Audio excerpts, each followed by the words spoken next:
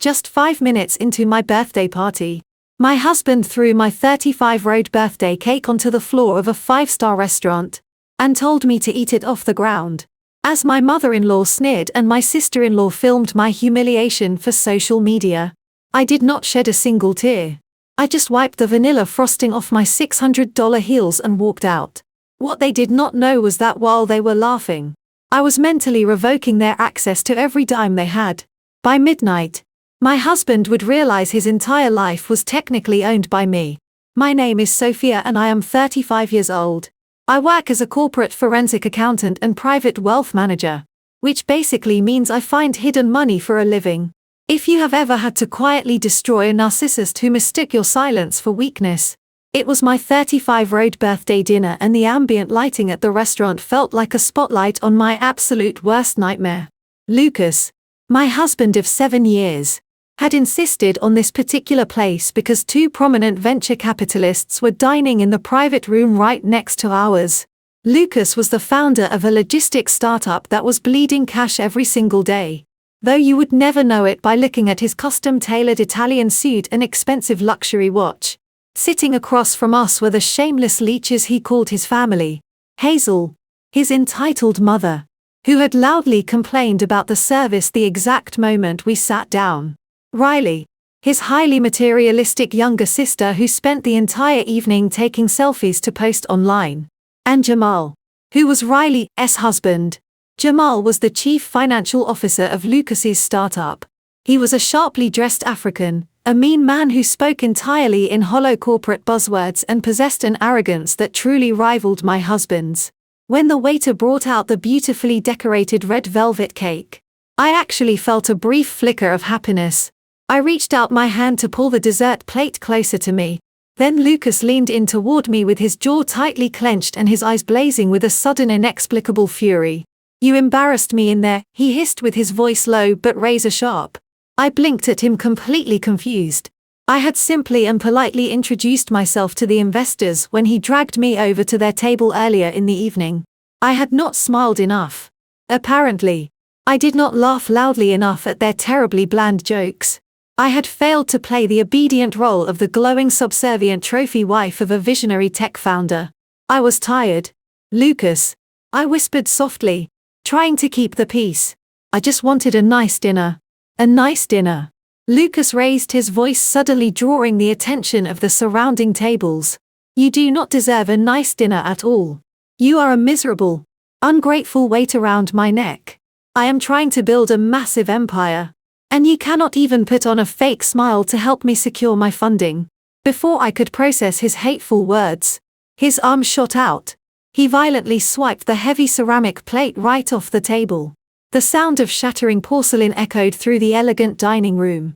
The cake exploded across the polished hardwood floor, sending clumps of red velvet and thick white frosting splattering directly onto my pristine cream-colored designer heels. Gasps erupted from the nearby diners.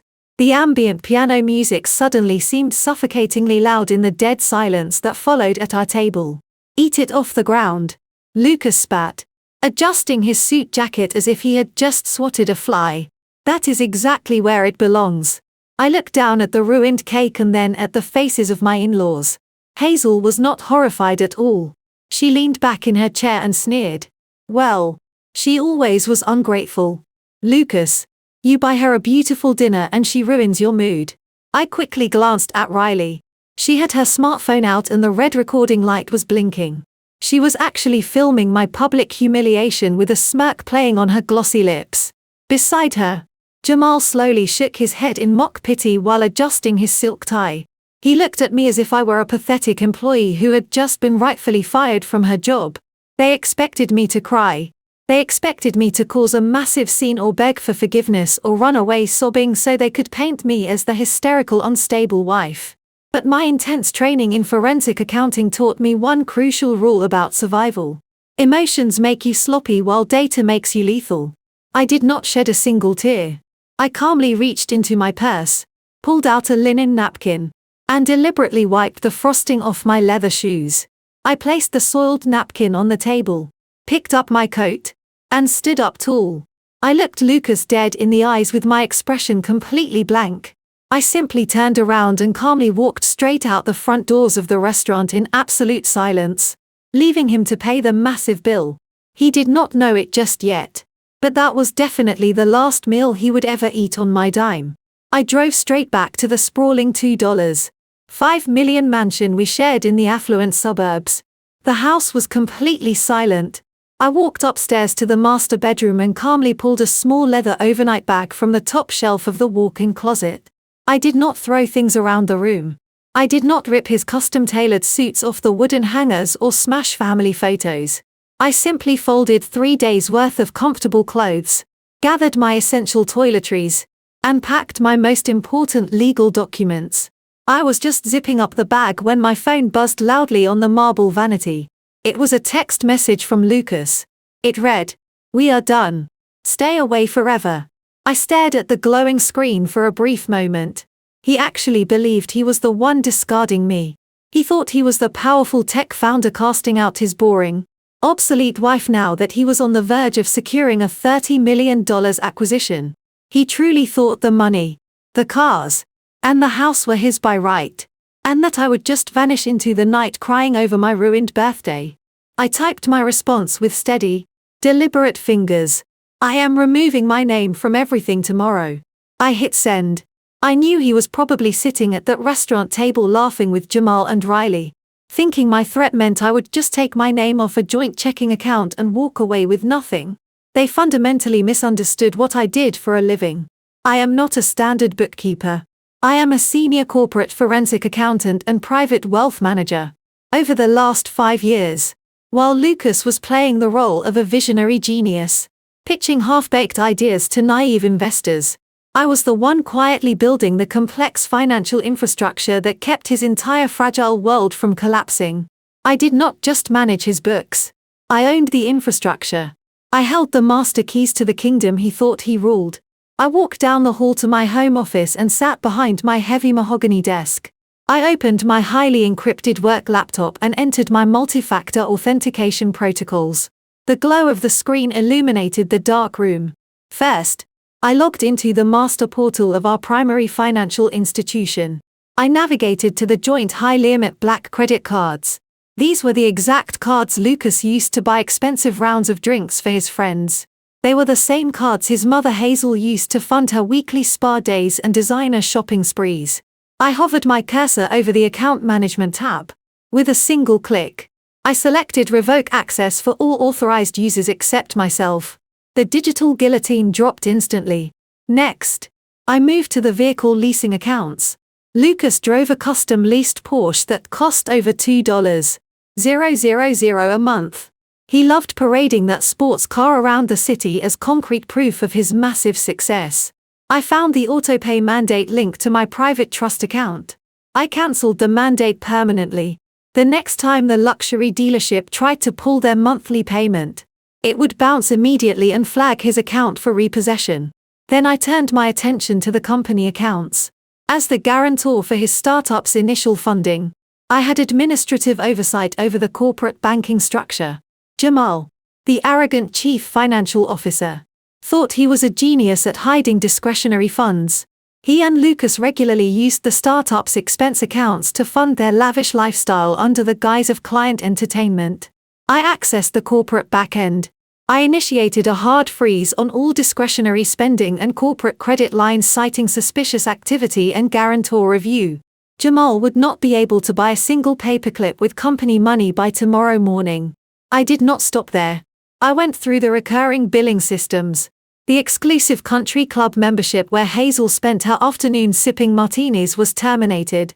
The monthly allowance auto transfer to Riley, which Lucas had forced me to set up because she was constantly struggling to pay her rent, was permanently deleted. I systematically dismantled the financial life support system of 4 highly entitled adults in less than 20 minutes. When I was finally finished, I closed the laptop. The silence in the house felt different now.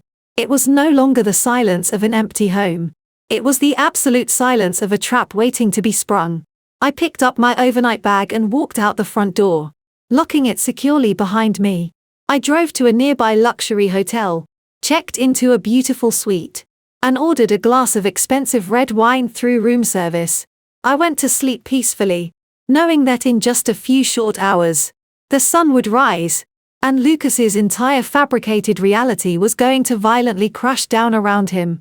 At precisely 7 o'clock the next morning, the first digital tripwire snapped. I was sitting in the plush bathrobe provided by the hotel sipping a perfectly brewed cup of room service espresso when my laptop screen lit up. As the financial administrator, I received real-time push notifications for every single transaction denial. The first alert popped up in bright red text. Transaction declined at a luxury artisanal coffee shop downtown. The amount was $28. I took a slow sip of my coffee and smiled. I knew exactly where Lucas was. And more importantly, I knew exactly who he was with. Her name was Lexi. She was a 24-year-old marketing assistant at his startup. She had a penchant for posting aesthetic office photos on her social media, always making sure Lucas's luxury watch or his distinct monogrammed briefcase was visibly in the background. For the past 6 months, Lucas truly thought he was being an absolute criminal mastermind by hiding his little affair. He used company funds disguised as client entertainment to buy her expensive dinners and weekend hotel stays. I had known about Lexi since week 2. I simply let him continue hanging himself with his own rope while I meticulously gathered the evidence. I could perfectly picture the scene unfolding at that exact moment. Lucas standing at the sleek marble counter of the coffee shop, trying to buy a $12 vanilla bean latte and an imported almond croissant for his young mistress.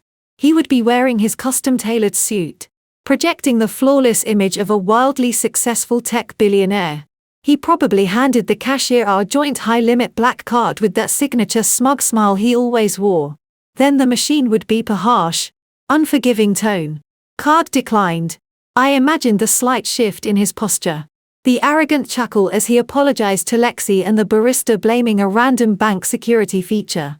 I knew exactly how his jaw would tense. He would confidently reach into his designer leather wallet and pull out his secondary platinum credit card. The barista would swipe it. Another loud, unforgiving beep. Card declined. By now, the line of wealthy morning commuters behind them would be shifting impatiently. Lexi would be looking at him with a mixture of confusion and second-hand embarrassment. The panic would start to creep up his neck. Desperate, he would pull out his ultimate safety net, which was the startup's corporate expense card. He would hand it over with a tight, forced smile. The barista would run it through the system. Declined. Lucas, the self-proclaimed financial genius, would be forced to stand there in utter humiliation while his 24-year-old assistant had to open her own purse to pay for their breakfast. The digital alerts on my screen kept multiplying as he desperately tried to use the cards at an ATM across the street. Withdrawal denied due to insufficient privileges. He tried to log into the mobile banking application to transfer funds manually. Access revoked by system administrator. He was completely locked out of his own fake empire. And I had not even left my hotel room. By 8 o'clock in the morning, my cell phone was vibrating so aggressively, it nearly rattled right off the mahogany nightstand. I picked it up and casually scrolled through the chaotic wall of notifications. There were 49 missed calls, 49 separate attempts to reach the wife he had just thrown away like trash the night before. His arrogance was rapidly morphing into unhinged rage. A new notification chimed softly. One new voicemail. I placed the phone on the glass coffee table and pressed play on the speakerphone, letting his voice fill the quiet luxury of my suite. Sophia, pick up the damn phone right now, he screamed, his voice cracking with a mixture of anger and sheer panic. The background noise of city traffic blared behind him. I am at the coffee shop and none of my cards are working. Jamal just called me freaking out because the corporate expense accounts are entirely frozen. Stop being a petty, jealous child and fix this glitch immediately. I have a crucial acquisition meeting with the Apex Corporation executives this week and I do not have time for your pathetic little temper tantrums. Turn the cards back on right now or I swear to you I will make you regret this. You have absolutely no idea who you are messing with. His voice echoed slightly before the automated system announced the end of the message. I did not feel a single ounce of fear or intimidation. I did not feel the urge to call him back and engage in a screaming match. Arguing is what people do when they still care about the outcome of the relationship. They argue because they want to be understood. I no longer needed Lucas to understand me. I only needed him to pay. I simply tapped the screen and exported the audio file. I forwarded the recording directly to a secure legal transcription service that I frequently utilized for my high-stakes corporate fraud investigations. Within minutes, a certified text transcript was sent back to my encrypted email. I opened my desktop and created a brand new secured folder. I dragged both the audio recording and the certified transcript into the empty space. I clicked rename. I typed Divorce Exhibit A. The board was set and my first pawn had just been moved. Less than 5 minutes after saving that audio file, my phone began to ring again. This time, the caller ID did not display Lucas's name. It was Jamal. I took a deep breath, smoothed out the fabric of my luxury hotel robe, and answered the call. I did not say hello. I simply listened. Jamal did not bother with any basic pleasantries. He immediately launched into a highly rehearsed, aggressively condescending monologue. He threw around heavy corporate buzzwords, hoping to easily intimidate me into submission. He loudly accused me of IOU's interference with their vital business operations. He claimed I was intentionally breaching my fiduciary duties and operating with malicious intent to sabotage a $30 million corporate acquisition. He pompously informed me that his elite legal team was already drafting a massive lawsuit that would completely bankrupt me. He threatened to contact the State Board of Accountancy and have them permanently strip me of my CPA license if I did not log in and restore full access to the corporate credit lines within the next 60 seconds. I let him talk until he quite literally ran out of breath. It was genuinely amusing to listen to him. Jamal had only secured the chief financial officer position because he was married to Lucas's sister Riley. He possessed a fancy business degree, but he had absolutely no practical understanding of complex corporate financial architecture. He spent his days making colorful spreadsheets and wearing expensive suits while I was the one actively structuring the debt that kept their doors open. The silence on the line stretched out for several long moments before I finally decided to speak. My voice was perfectly even and completely devoid of any emotion. I told him he was fundamentally misunderstanding the gravity of the situation. I calmly explained that I did not personally log into the portal and arbitrarily freeze the corporate credit cards. I informed him that the bank's automated risk management software had triggered an enterprise-wide freeze on all of their associated accounts. Jamal scoffed loudly into the receiver. He arrogantly demanded to know why a major financial institution would suddenly trigger a severe risk management freeze without any prior warning. He aggressively insisted that their corporate accounts were in perfect standing and that I was simply lying to cover my tracks. That was the exact moment I delivered the specific piece of information that would entirely shatter his arrogant facade. I asked him a very simple question. I asked Jamal if he had completely forgotten the terms of the angel investor loan we secured 3 years ago. I reminded him that as the primary guarantor of that highly specific financial instrument, I retained the absolute legal right to trigger a call provision at my own personal discretion. I patiently explained to the self-appointed financial genius that I had formally contacted the lending institution at precisely 6 o'clock this morning. I had officially triggered the call provision. The phone line went completely dead silent. A call provision in commercial banking dictates that the lender can demand full and immediate repayment of the outstanding loan balance without any negotiation. I had just legally recalled a $600,000 business loan. Because the startup absolutely did not have $500,000 in liquid cash sitting in their primary checking account. The bank instantly classified the business as a severe default risk.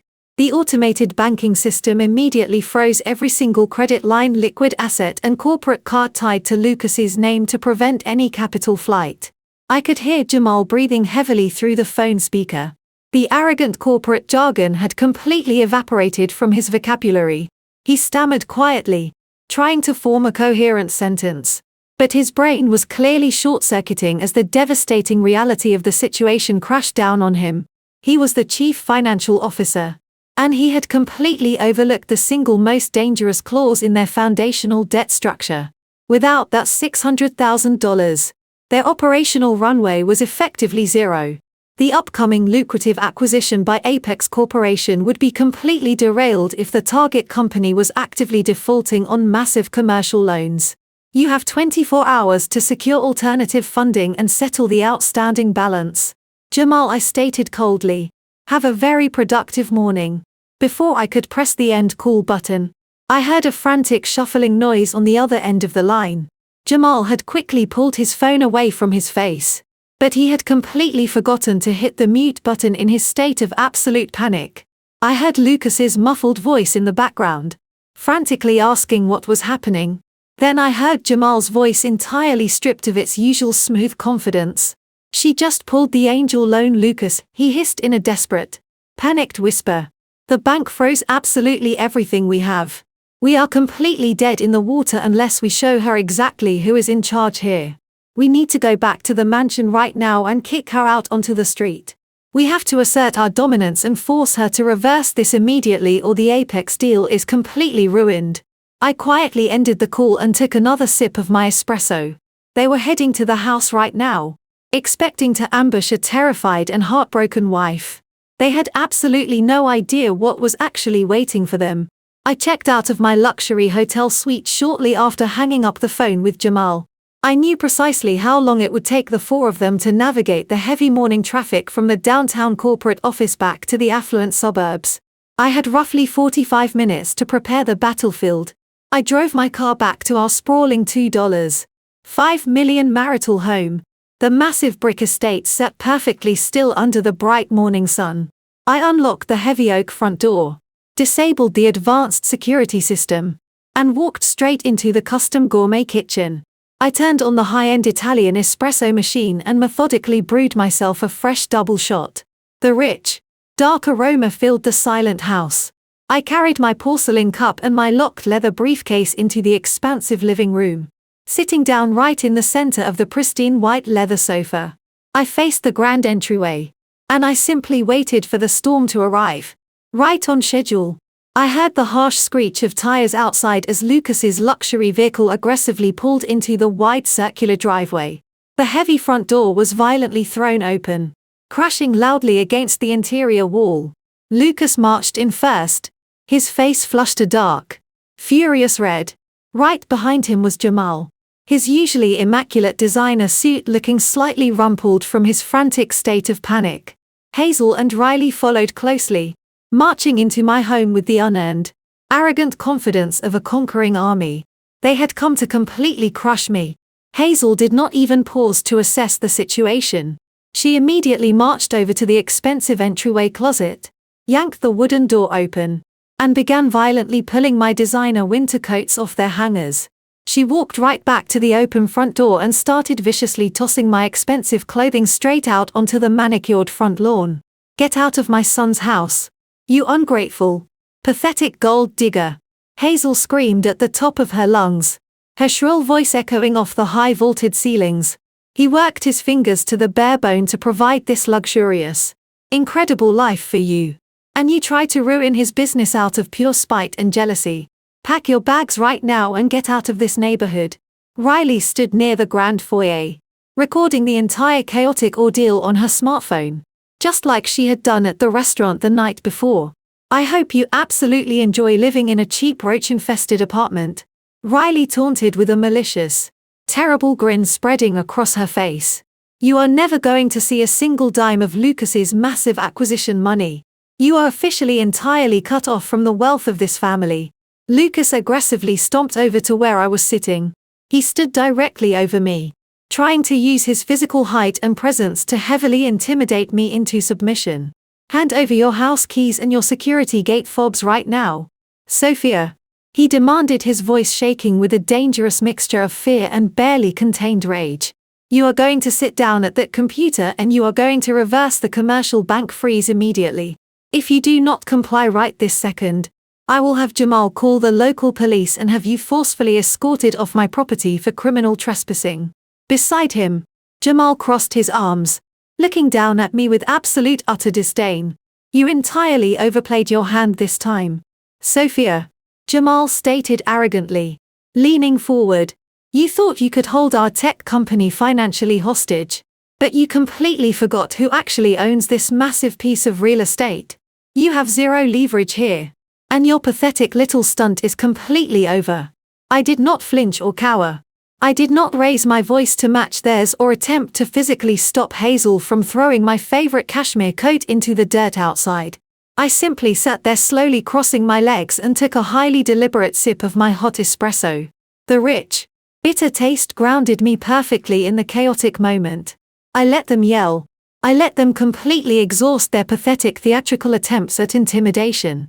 For 10 solid minutes, they screamed, hurled nasty personal insults, and paraded around my beautiful living room like rabid wild animals demanding my absolute total submission. I waited patiently until they physically ran out of energy. The loud screaming gradually devolved into heavy, exhausted breathing and furious glaring as they finally realized I was completely and utterly unfazed by their loud, aggressive performance. Are you all quite finished? I asked quietly, placing my empty porcelain cup down on the glass coffee table. Lucas angrily opened his mouth to shout another loud threat, but I held up a single hand, entirely silencing him. I calmly reached down and unlatched my heavy leather briefcase. I reached inside and pulled out a thick stack of official legal papers bound by a heavy black clip. The top page featured a highly prominent red government stamp and a certified county clerk seal. I placed the heavy document gently on the glass table directly in front of Lucas. I kept my eyes locked onto his furious gaze as I prepared to completely dismantle his entire false reality. Lucas stared down at the thick stack of legal papers on the glass coffee table with a look of absolute confusion. He arrogantly scoffed and crossed his arms, refusing to even pick up the document. He probably thought it was some kind of meaningless accounting ledger or an empty threat I had printed off the internet. But Jamal, being the chief financial officer, could not stop his trained eyes from scanning the top page. Jamal leaned forward and closely read the bold black text stamped beneath the red county seal. I watched the remaining blood completely drain from Jamal's face.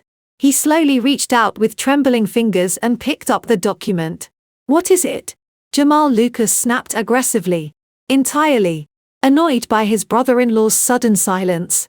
Tell her to stop playing these stupid little games and pack her bags. Jamal did not answer him right away. Jamal swallowed hard and slowly looked up at me with an expression of pure unadulterated horror. He does not own the house. Lucas. Jamal whispered, his voice trembling slightly. The deed is not in his name. Lucas burst into loud, forced laughter. That is absolutely ridiculous, he shouted, waving his hands dismissively. I bought this $2.5 million estate 5 years ago. My name is on the original mortgage. She is entirely bluffing to stall for time. I leaned forward slightly, resting my forearms on my knees. I looked directly into Lucas's eyes and stripped away the final layer of his massive delusion. I politely reminded him of the severe financial crisis he faced exactly 3 years ago. I recounted how his very first tech venture had completely failed, leaving him drowning in massive debt and facing an imminent brutal bankruptcy. His credit score was entirely destroyed. The bank was actively preparing to foreclose on this exact mansion and seize all of his remaining assets. You were absolutely desperate. Lucas, I said, my voice dangerously calm and steady in the quiet room. You came to me begging for a sophisticated financial solution. I advised you to transfer the property deed to an anonymous limited liability company to legally shield the asset from your aggressive creditors. You happily signed the transfer papers without even reading the fine print because you were so terrified of losing your fake wealthy status. You truly believed that LLC was just a protective shell account managed by your highly paid lawyers. Lucas's arrogant smirk finally began to crack. His eyes darted nervously between me and the heavy legal document trembling in Jamal's hands. I am the sole proprietor and managing director of that anonymous limited liability company, I stated clearly, letting the heavy truth crush the air right out of the room. I personally paid off your massive impending defaults using funds from my own private trust. You do not own a single brick of this estate. Lucas, I am your landlord, and you have been living completely rent-free in my house for the last 3 years. I reached across the glass table and slid the top page of the packet directly toward him. That is a court-approved 24-hour legal eviction notice. I informed him coldly. Because there is no formal lease agreement and you have continuously engaged in hostile behavior toward the property owner. The county judge granted an expedited removal order. You have exactly until tomorrow morning to vacate my property or the county sheriff's department will arrive to physically remove you and all of your belongings. Hazel let out a sudden sharp gasp. Her knees completely buckled beneath her. She dramatically collapsed backward into a plush velvet armchair, clutching her chest as if she were having a severe medical emergency. The reality that she was being kicked out of the luxurious home she loved to show off to her country club friends was completely shattering her fragile mind. Riley entirely stopped recording the encounter. Her smartphone slipped from her perfectly manicured hands and landed on the plush rug with a dull thud. Lucas completely lost his mind. His face twisted into a mask of pure feral rage. "You treacherous lying snake," he roared at the top of his lungs.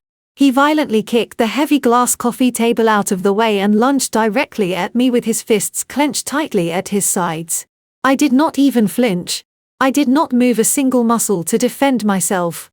I simply raised my right hand and casually pointed a single finger toward the upper corner of the high-vaulted ceiling.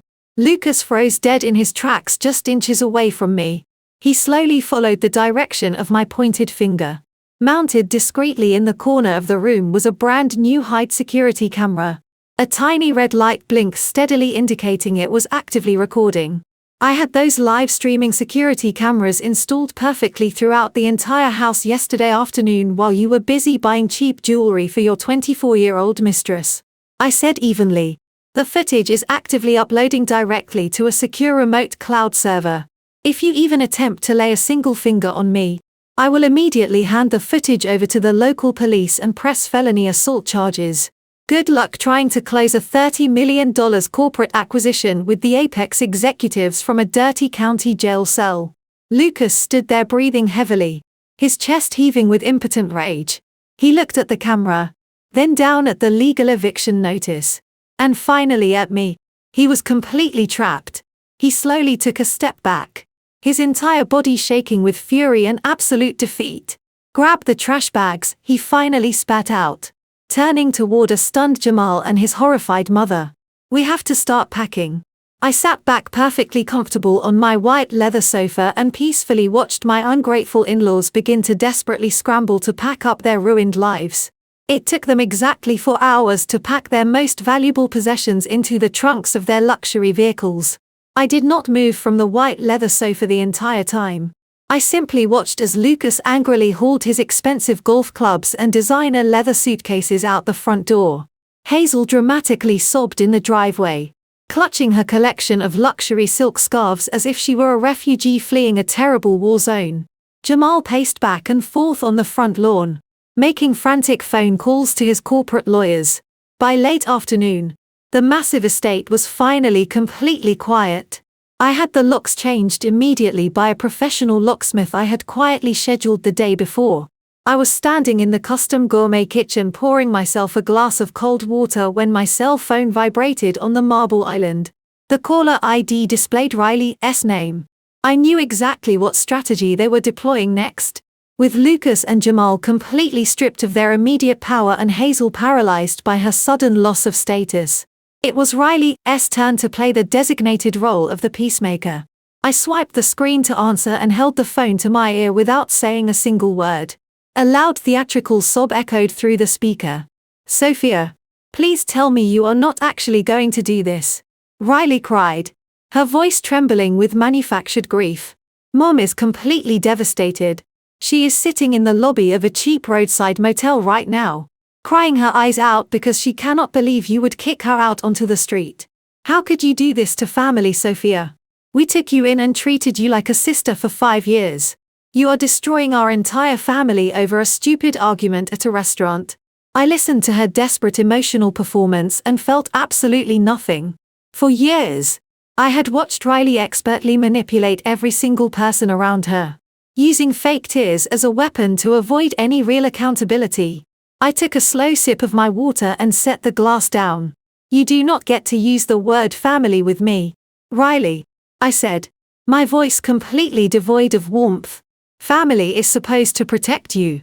Family does not sit at a dinner table and record their sister-in-law being publicly humiliated so they can laugh about it on social media later.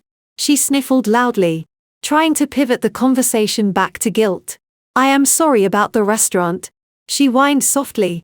Lucas was just extremely stressed about the big corporate acquisition and we all had way too much to drink. But you are going way too far with this eviction. You are punishing Mom for something Lucas did. You have to let her move back into the house today. I cut her off immediately. I am not punishing Hazel. I stated firmly. I am simply removing my financial support from people who have been actively stealing from me and do not think for one single second that I have forgotten what you did. Riley. The fake crying on the other end of the line stopped abruptly. What are you talking about? She asked. Her voice suddenly tight with genuine nervousness. I reminded her of exactly what happened 2 years ago. Right before the winter holidays. I had a beautiful vintage sapphire ring that belonged to my late grandmother. It was the only physical item I had left to remember her by. One weekend, the priceless ring mysteriously vanished from my jewelry box. Hazel immediately blamed the housekeepers and fired them on the spot to close the case. But I was a forensic accountant and I knew exactly how to track stolen assets. I told Riley how I had pulled the security logs for our gated neighborhood and matched her vehicle leaving the house during the exact window the ring went missing.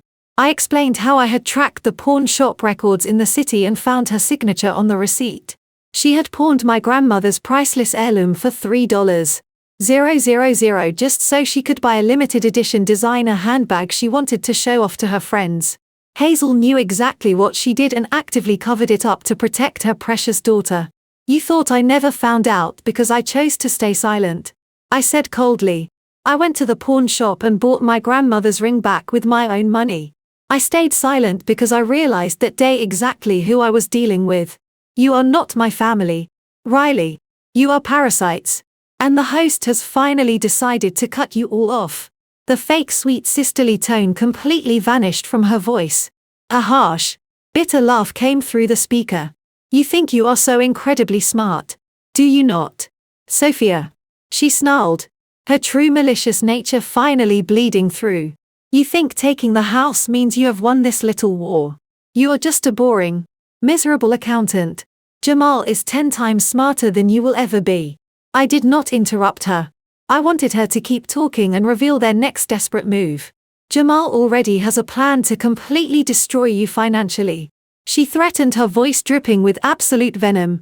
You think you can just freeze the company accounts and ruin Lucas's massive deal with Apex Corporation? Jamal knows exactly how to move the assets out of your reach. By the time my husband is finished with you, you are not going to see a single dime of that $30 million acquisition money. You are going to be left with absolutely nothing while Lucas becomes a massive tech billionaire. You made a huge mistake crossing us, Sophia. I smiled slightly to myself. Thank you for the update, Riley. I replied calmly. Then I pressed the end call button, completely disconnecting her from my life. I knew exactly what Jamal was planning to do because it was the most predictable move a failing corporate officer could make. They were going to try and hide the company assets. They were about to walk directly into the ultimate financial trap I had been carefully setting for years. I did not need a hidden microphone to know exactly what Jamal and Lucas were doing that evening. When you spend your entire career tracking hidden assets and unraveling complex corporate fraud, the desperate moves of cornered men become incredibly predictable. I sat at my kitchen island with my laptop open, watching their digital footprints illuminate my screen like a glowing map. They had retreated to a dimly lit rented conference room on the edge of the city. This was a stark and humiliating contrast to the sleek glass-walled offices they usually occupied. I could easily picture Lucas pacing the worn carpet in a blind panic while Jamal sat at a cheap laminate table frantically trying to salvage their shattered empire. The true value of Lucas's logistics startup was never in the expensive office furniture, the leased company vehicles, or the currently frozen corporate checking accounts. The entire $30 million valuation relied solely on one single critical asset: the proprietary routing software code, the core intellectual property. Jamal, being the arrogant chief financial officer, understood that if they could successfully isolate that specific digital asset from the collapsing main company, they could still push the massive acquisition through with Apex Corporation. I watched the live network security logs as Jamal logged into a secure virtual private network. He was actively executing the exact illegal strategy Riley had just threatened me with on the phone. His plan was a classic textbook maneuver heavily used by desperate executives trying to illegally hide assets during a hostile divorce or an imminent corporate bankruptcy. Jamal was hastily setting up a brand new shell company in the state of Delaware. Delaware is notoriously famous for its incredibly strict corporate secrecy laws, allowing business owners to completely hide their true identities behind anonymous registered legal agents. Jamal intended to create this empty corporate vessel and quietly execute a fraudulent contract, transferring the exclusive rights of the proprietary software code directly into it, by shifting the intellectual property entirely out of the original startup. He planned to leave me fighting in divorce court over the frozen bank accounts of a completely worthless empty shell. Once the software was safely hidden inside the new Delaware entity, Lucas and Jamal would confidently present that new company to the senior executives at Apex Corporation. They would simply revise the final acquisition paperwork and sell the newly formed Delaware company for the full $30 million. The massive cash payout would completely bypass the frozen bank accounts that I currently controlled. Lucas would become a celebrated multimillionaire overnight. Jamal would secure his massive executive bonus and his lucrative golden parachute. And they both firmly believed I would be left standing in the dust with absolutely nothing but a worthless piece of paper tying me to a dead bankrupt tech startup. It was genuinely fascinating to watch them work with such frantic and reckless urgency. Over the next few hours, I quietly tracked the digital breadcrumbs of their massive felony in absolute real time. I saw the expedited wire transfers made from Jamal's personal offshore account to a shady corporate registered agent located in Wilmington. I watched the automated email confirmations roll into the main corporate server as they rapidly drafted the fraudulent intellectual property transfer agreements. Lucas was actively signing over the lifeblood of his company using entirely forged board approval documents. They were committing blatant corporate fraud and federal wire fraud right in front of my very eyes. Jamal thought he was operating like a brilliant financial mastermind. He truly believed his fancy business degree and his aggressive corporate tactics were more than enough to completely outsmart a woman he viewed as just a boring glorified calculator. He thought the Delaware corporate veil would create an impenetrable legal fortress around their newly stolen asset. He was absolutely certain that he had successfully maneuvered around my financial roadblocks and secured their incredibly wealthy future. But what Jamal completely failed to realize was a fundamental rule of corporate law. You cannot legally transfer an asset that you do not actually own in the first place. I poured myself another glass of cold water and calmly closed my laptop for the night. I did not try to block the digital transfer of the documents. I did not call my lawyers to file an emergency legal injunction to stop them from moving the software code. I simply let them do it. I let them meticulously forge the signatures, file the fraudulent state documents, and deeply entangle themselves in a massive federal crime. I wanted them to walk into the Apex Corporation boardroom later that week, feeling absolutely invincible and completely untouchable. The higher they climbed on their fragile ladder of lies, the more devastating their final inevitable drop would be. The following morning, I decided to head into my actual office downtown. I needed to utilize our secure commercial printers to finalize the hard copies of the financial evidence I had been meticulously gathering. I spent the first few hours of my day compiling the physical documents that would soon serve as the final nails in Lucas's coffin. Around noon, I stepped out of the heavy glass doors of my corporate building, intending to grab a quick, healthy lunch from the bistro across the street. I did not make it past the courtyard fountain. "Sophia, wait a second," a high-pitched voice called out. I stopped and turned around. Striding toward me with an unearned sense of absolute confidence was Lexi. She was wearing a tailored designer dress that I instantly recognized from a recent charge on the corporate expense account. A massive pair of expensive sunglasses rested on her head and she was holding an iced matcha latte. She looked me up and down with a condescending smirk that truly rivaled Lucas's. I need you to stop making things so incredibly difficult for Lucas, Lexi said, stepping directly into my personal space. You are acting completely unhinged over a simple breakup. He is about to close a $30 million acquisition with Apex Corporation this week and you are just trying to sabotage him out of pure bitter jealousy. I looked at the 24-year-old girl standing in front of me. She had absolutely no idea what kind of legal hurricane she was standing in the middle of. I did not raise my voice or show any sign of anger. I simply asked her what exactly she wanted from me. I want you to step aside, Lexi stated arrogantly, crossing her arms. Lucas is going to be a multimillionaire very soon.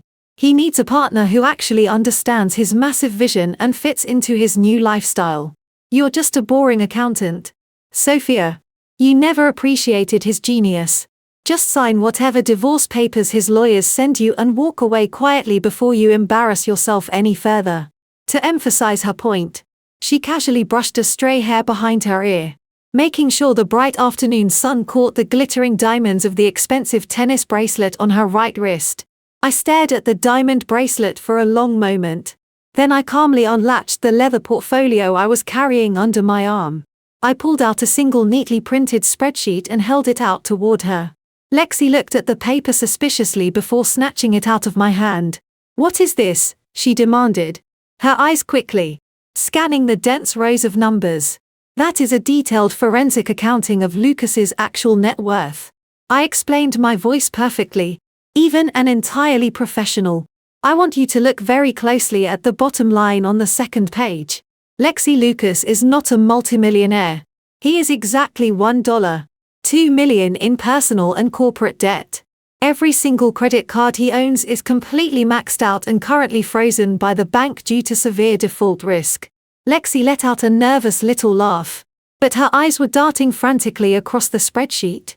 You are just making these numbers up, she stammered defensively. He bought me this $10,000 diamond bracelet just last week. I nodded slowly. I am fully aware of the bracelet, Lexi. In fact, if you look at the highlighted section in the middle of that page, you will see the exact transaction record for that specific jewelry store. I want you to read the account name that those funds were actively withdrawn from. Lexi squinted at the paper. It says Employee Retirement Matching Fund, she read aloud, her voice suddenly losing all of its arrogant confidence. What does that mean? It means Lucas and Jamal have been actively embezzling money from their own employees' 401k retirement accounts, I stated coldly. They have been illegally siphoning off the funds meant for their workers' futures and disguising them as client entertainment expenses. That is exactly how you paid for your luxury hotel weekends, your expensive designer dresses, and that beautiful diamond bracelet currently sitting on your wrist. The iced matcha latte began to shake violently in her hand as the terrifying reality of my words washed over her. Embezzlement of employee retirement funds is a severe federal crime, Lexi. I continued, stepping slightly closer to her. And because you are an official employee of the marketing department who regularly signed off on those fake expense reports, you are actively holding stolen property. When the federal investigators audit the company later this week, they are going to see that you directly benefited from a massive corporate fraud scheme. You are not going to be the wife of a tech billionaire, Lexi. You are going to be indicted as a criminal accessory to federal wire fraud. The condescending smirk completely vanished from her face. All the color drained from her cheeks, leaving her looking pale and suddenly very young. She looked down at the diamond bracelet on her wrist as if it had suddenly caught fire. She opened her mouth to speak, but no words came out. She just let out a quiet, terrified gasp. She dropped her iced drink directly onto the concrete sidewalk, thrust the spreadsheet back into my hand, and turned around. She practically ran down the street in her designer heels, desperately trying to put as much distance between herself and Lucas's sinking ship as physically possible. I carefully placed the spreadsheet back into my portfolio and peacefully walked across the street to buy my lunch. While I was peacefully enjoying my organic salad at the bistro across the street, Lucas was completely spiraling out of control on the other side of town. The sudden departure of his young mistress was likely the absolute least of his mounting problems at that exact moment. I knew his precise schedule for the afternoon because I still had full read access to his digital calendar. At 1 o'clock, he had an emergency meeting scheduled at a major commercial bank in the financial district. Because Jamal had catastrophically failed to secure any alternative funding after I triggered the angel loan call provision, Lucas was forced to take matters into his own hands. He desperately needed a short-term commercial bridge loan to keep his company afloat and make payroll until the Apex Corporation acquisition officially closed later that week. Lucas walked into the grand marble lobby of the bank wearing his most expensive custom-tailored suit. He carried his designer leather briefcase and walked with the unearned swagger of a massive tech visionary. He approached the receptionist and demanded to see the senior loan manager. Immediately citing his highly lucrative upcoming corporate acquisition, he was quickly escorted into a plush glass-walled office overlooking the busy downtown streets. The senior bank manager, a distinguished older man named Mr. Davis, shook his hand and offered him a comfortable seat. Lucas immediately launched into his highly rehearsed and incredibly arrogant sales pitch.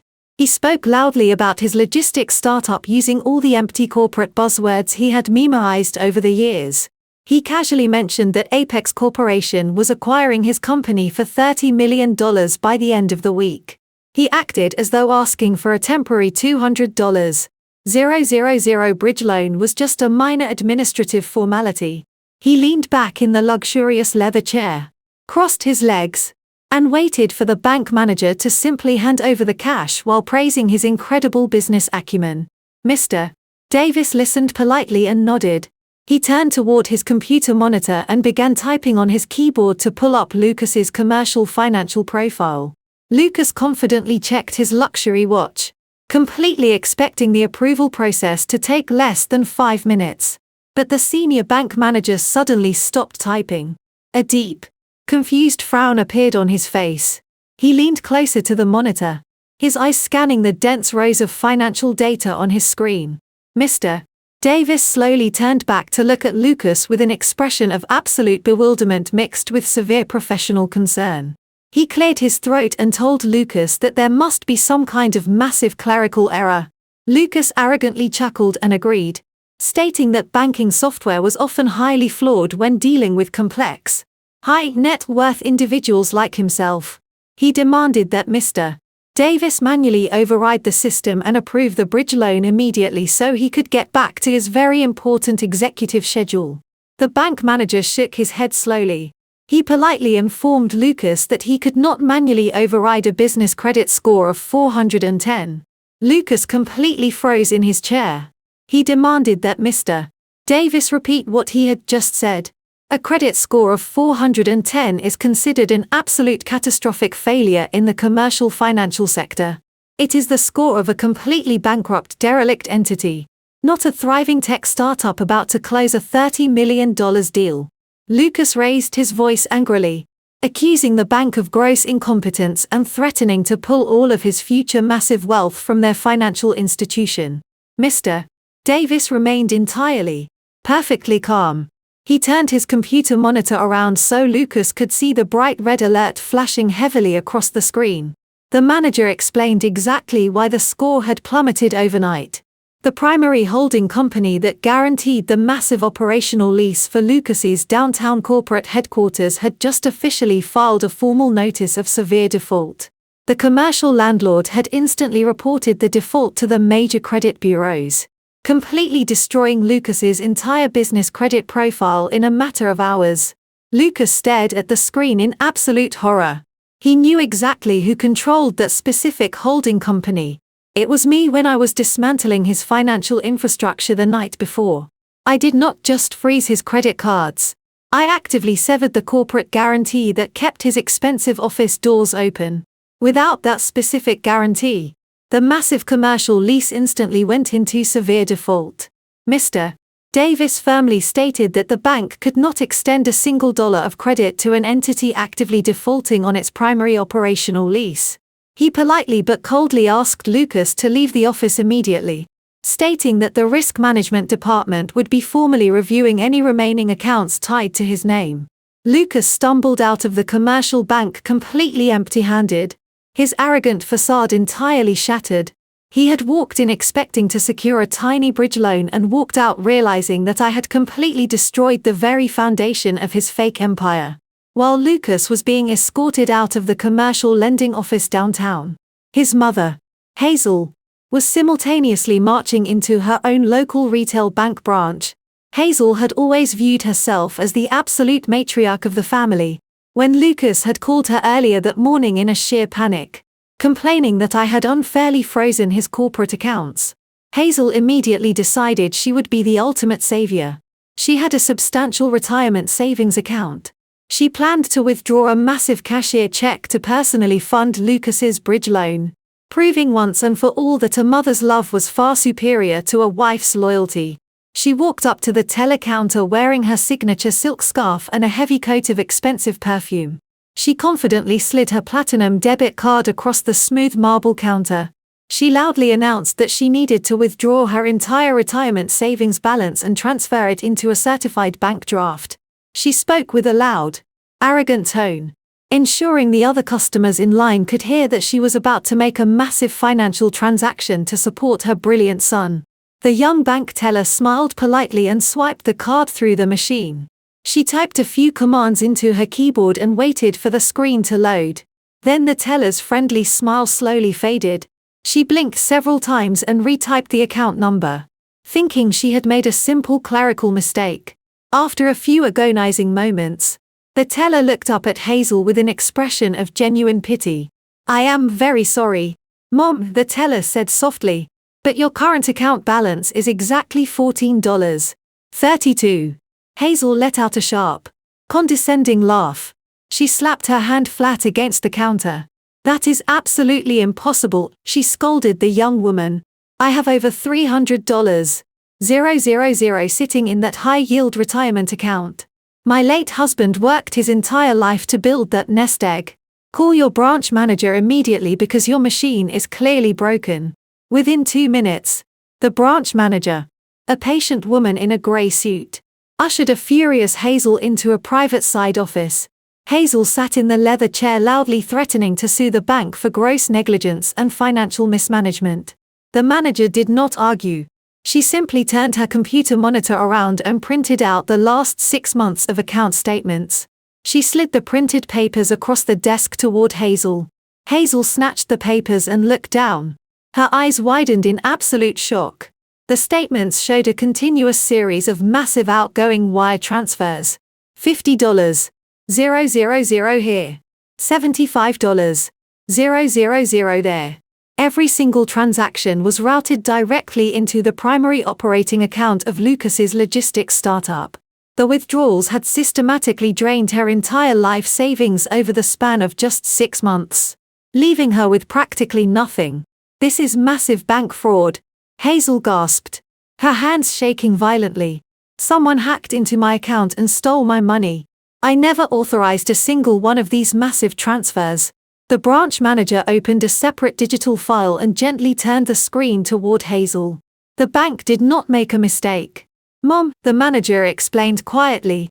"These transfers were entirely legal and fully authorized by your registered financial proxy.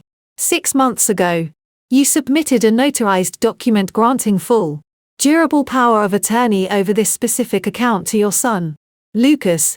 Hazel stared at the digital copy of the legal document on the screen.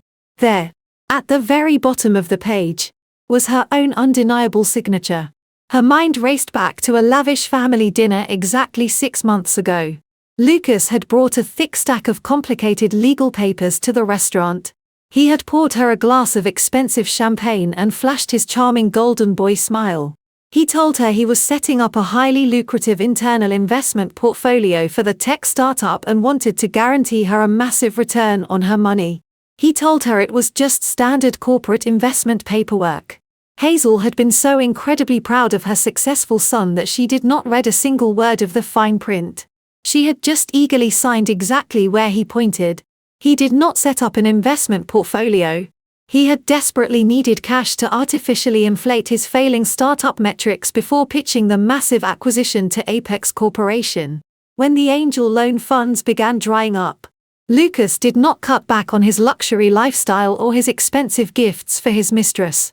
He quietly weaponized his own mother's blind trust and entirely drained her retirement fund to cover his tracks.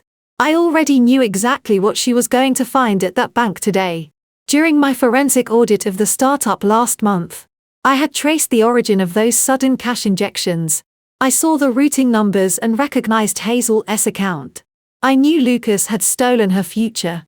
But I also knew it was not my legal responsibility to protect a woman who had spent 5 years treating me like absolute garbage.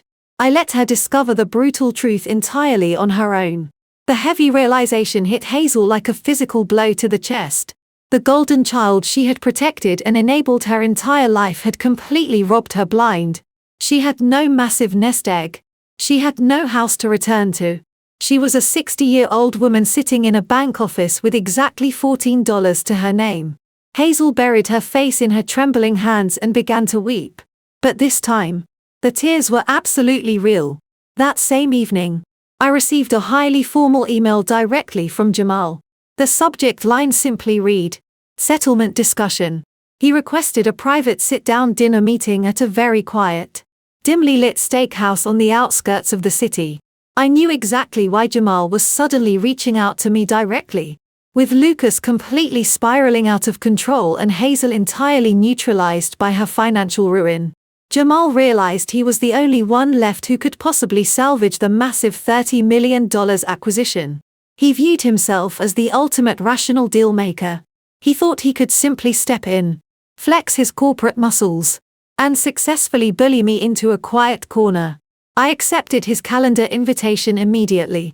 I spent an hour carefully selecting a modest, conservative outfit and ensuring my high-defin digital voice recorder was fully charged and securely hidden inside the lining of my leather handbag. When I arrived at the restaurant, Jamal was already seated at a secluded corner booth.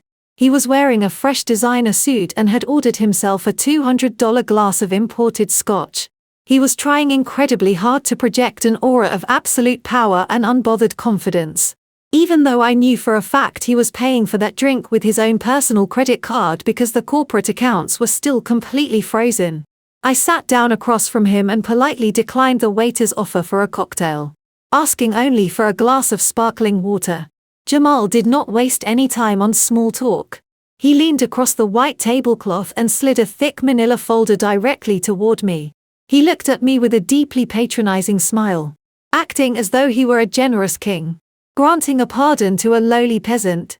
Inside that folder is a complete and final settlement offer.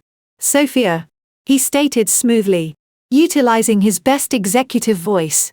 Lucas is willing to be incredibly generous despite the absolute chaos you have caused this week. We are offering you a lump sum payment of exactly $100,000 to completely walk away. All you have to do is sign the attached non-disclosure agreement, formally release any and all claims against the startup, and immediately reverse the commercial bank freeze. You take the money, you buy yourself a nice little condo, and you let the real adults get back to doing high-level business. I opened the folder and slowly scanned the densely typed legal document.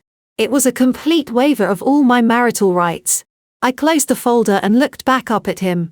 $100,000 is absolutely nothing compared to half of a $30 million corporate acquisition. Jamal, I replied, keeping my voice intentionally soft and hesitant. Jamal scoffed loudly and took a slow sip of his scotch. He leaned forward, his eyes narrowing into a cold, calculating glare. If you refuse to sign that paper, Sophia, you are not going to see a single dime of that acquisition money. In fact, you will be left entirely bankrupt. We have retained the most ruthless corporate litigators in the entire state. If you try to take Lucas to divorce court, we will tie you up in aggressive civil litigation for the next 2 decades. We will file endless frivolous motions and bury your attorneys in so much meaningless paperwork that your legal fees will completely drain whatever small savings you have left. Take the money and walk away before you completely destroy your own life. It was time for me to spring the trap. I knew Jamal had a massive, fragile ego, and I needed to weaponize it. I played my part perfectly. I let my shoulders slump slightly. I looked down at my glass of sparkling water, pretending to look entirely defeated and terrified by his legal threats. I let my voice tremble just a fraction as I spoke. I do not understand how you can be so absolutely sure I would lose in court, I whispered, sounding completely desperate and naive. The intellectual property is legally a shared marital asset. No judge in the country would let Lucas sell the main software code to Apex Corporation without giving me my fair share of the profits. You cannot just hide $30 million. Jamal completely took the bait. His massive ego simply could not resist the overwhelming urge to brag about his own perceived genius. He smiled a wide, arrogant smile, genuinely believing he had entirely broken my spirit. That is exactly where you are completely wrong, Sophia, he boasted, his voice dripping with condescension. You think we are actually selling Lucas's original startup to Apex? We are not. I personally set up an entirely anonymous shell company in the state of Delaware yesterday afternoon. We are currently executing the legal contracts to completely transfer the exclusive rights of the proprietary software code out of the old company and directly into the new Delaware entity. He leaned back in his leather booth, looking incredibly pleased with himself.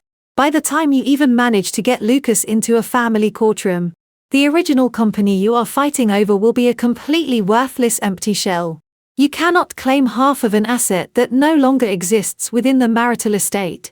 Apex Corporation is buying the clean Delaware company and the massive payout is going entirely to us. I engineered the entire corporate bypass myself to ensure you get absolutely nothing. So, I suggest you take the $100,000 right now while I am still feeling generous. I sat there in the dimly lit booth, letting his words hang heavily in the air. He had just laid out his entire illegal scheme with the proud enthusiasm of a professor explaining a brilliant thesis. He had explicitly admitted on the record that the sole purpose of the Delaware corporate entity was to actively defraud me of my legal marital assets and bypass the frozen commercial accounts. It was a textbook confession of federal wire fraud and severe corporate malfeasance. I slowly reached across the table and pulled the manila folder toward my chest. I will need at least 24 hours to review these complicated terms with a lawyer, I said, keeping my head slightly bowed in fake defeat. Jamal chuckled darkly and signaled the waiter for the check. Take all the time you need, Sophia, he said, standing up and adjusting his expensive suit jacket. Just remember that the clock is ticking and my offer expires the second Apex signs the final contract. He walked out of the restaurant, radiating absolute victory. I waited until he was completely out of sight before I reached into my leather handbag. I discreetly pressed the stop button on my digital voice recorder, safely saving the highly incriminating audio file. I paid for my sparkling water and walked out into the cool evening air. Feeling absolutely incredible, Jamal thought he had backed me into a dark corner. But he had just handed me the exact weapon I needed to destroy his entire life. I drove back to my hotel suite, the new temporary base of my operations. The city lights blurred past my window, but my mind was incredibly sharp. As soon as I walked through the heavy wooden door, I pulled the digital voice recorder from my leather handbag. I connected the small device to my encrypted laptop and immediately uploaded the audio file to 3 separate secure remote cloud servers. I played the recording back one more time just to hear Jamal arrogantly outline his entire illegal scheme. Hearing him confess to corporate fraud with such absolute pride was deeply satisfying. But it also triggered a very specific instinct in my brain. In the world of forensic accounting, there is a fundamental psychological rule. If a financial officer is arrogant and sloppy enough to commit blatant fraud in the present moment, it practically guarantees they have committed even worse crimes in the past. Jamal thought he was an absolute genius for setting up that Delaware shell company, but it was a messy and desperate move. I realized I needed to look backward. I needed to examine the very foundation of Lucas's logistics startup. If Jamal was entirely willing to illegally transfer massive corporate assets right now, what was he willing to do 3 years ago when the company was desperately begging for its initial funding? I opened my secure terminal and bypassed the standard corporate access portals. I dove directly into the deep encrypted archives of the startup's historical tax filings and their original investment prospectuses. I pulled up the massive digital file for the series of funding round. This was the exact moment 3 years ago when Lucas had secured his first $10 million from external venture capitalists. Those serious institutional investors required a rigorous independent financial audit before they would ever wire that kind of massive capital to a new tech founder. I scrolled through hundreds of pages of dense legal jargon and highly complex financial spreadsheets. I meticulously reviewed the profit and loss statements and the projected revenue models. I finally reached the final certification page of the audit. This was the critical page that legally verified the entire financial review had been conducted accurately by an independent licensed professional. My eyes locked onto the bottom right corner of the glowing screen. And my heart actually skipped a beat. There, perfectly rendered in black ink, was my signature. It was listed right above my official state CPA license number. I stared at the screen in absolute disbelief. I had absolutely never audited Lucas's startup for their series of funding round. It would have been a massive legal conflict of interest for a wife to officially audit her own husband's company for external investment. Jamal knew that. Lucas knew that. But they were so incredibly desperate for that initial $10 million cash injection that Jamal had simply taken an old signature from one of my personal tax documents, digitally isolated it, and blatantly forged it onto the official venture capital contracts. He used my pristine professional reputation and my elite corporate accounting license to fraudulently secure millions of dollars from wealthy investors. This was not just a simple lie to hide money during a hostile divorce. This was massive federal wire fraud. It was severe identity theft. It was a direct, blatant violation of the Federal Securities and Exchange Commission regulations. By forging the signature of a licensed corporate forensic accountant, Jamal had elevated his petty corporate shell games into a severe federal felony. That specific crime carried a mandatory federal prison sentence. Jamal had arrogantly tried to buy me off with $100,000 while completely forgetting that he had handed me the absolute power to literally take away his freedom. I carefully downloaded the forged investment documents and placed them into the secure folder right next to the audio recording of Jamal's dinner confession. I drafted a highly secure encrypted email to the senior partner of the most ruthless corporate litigation firm in the city.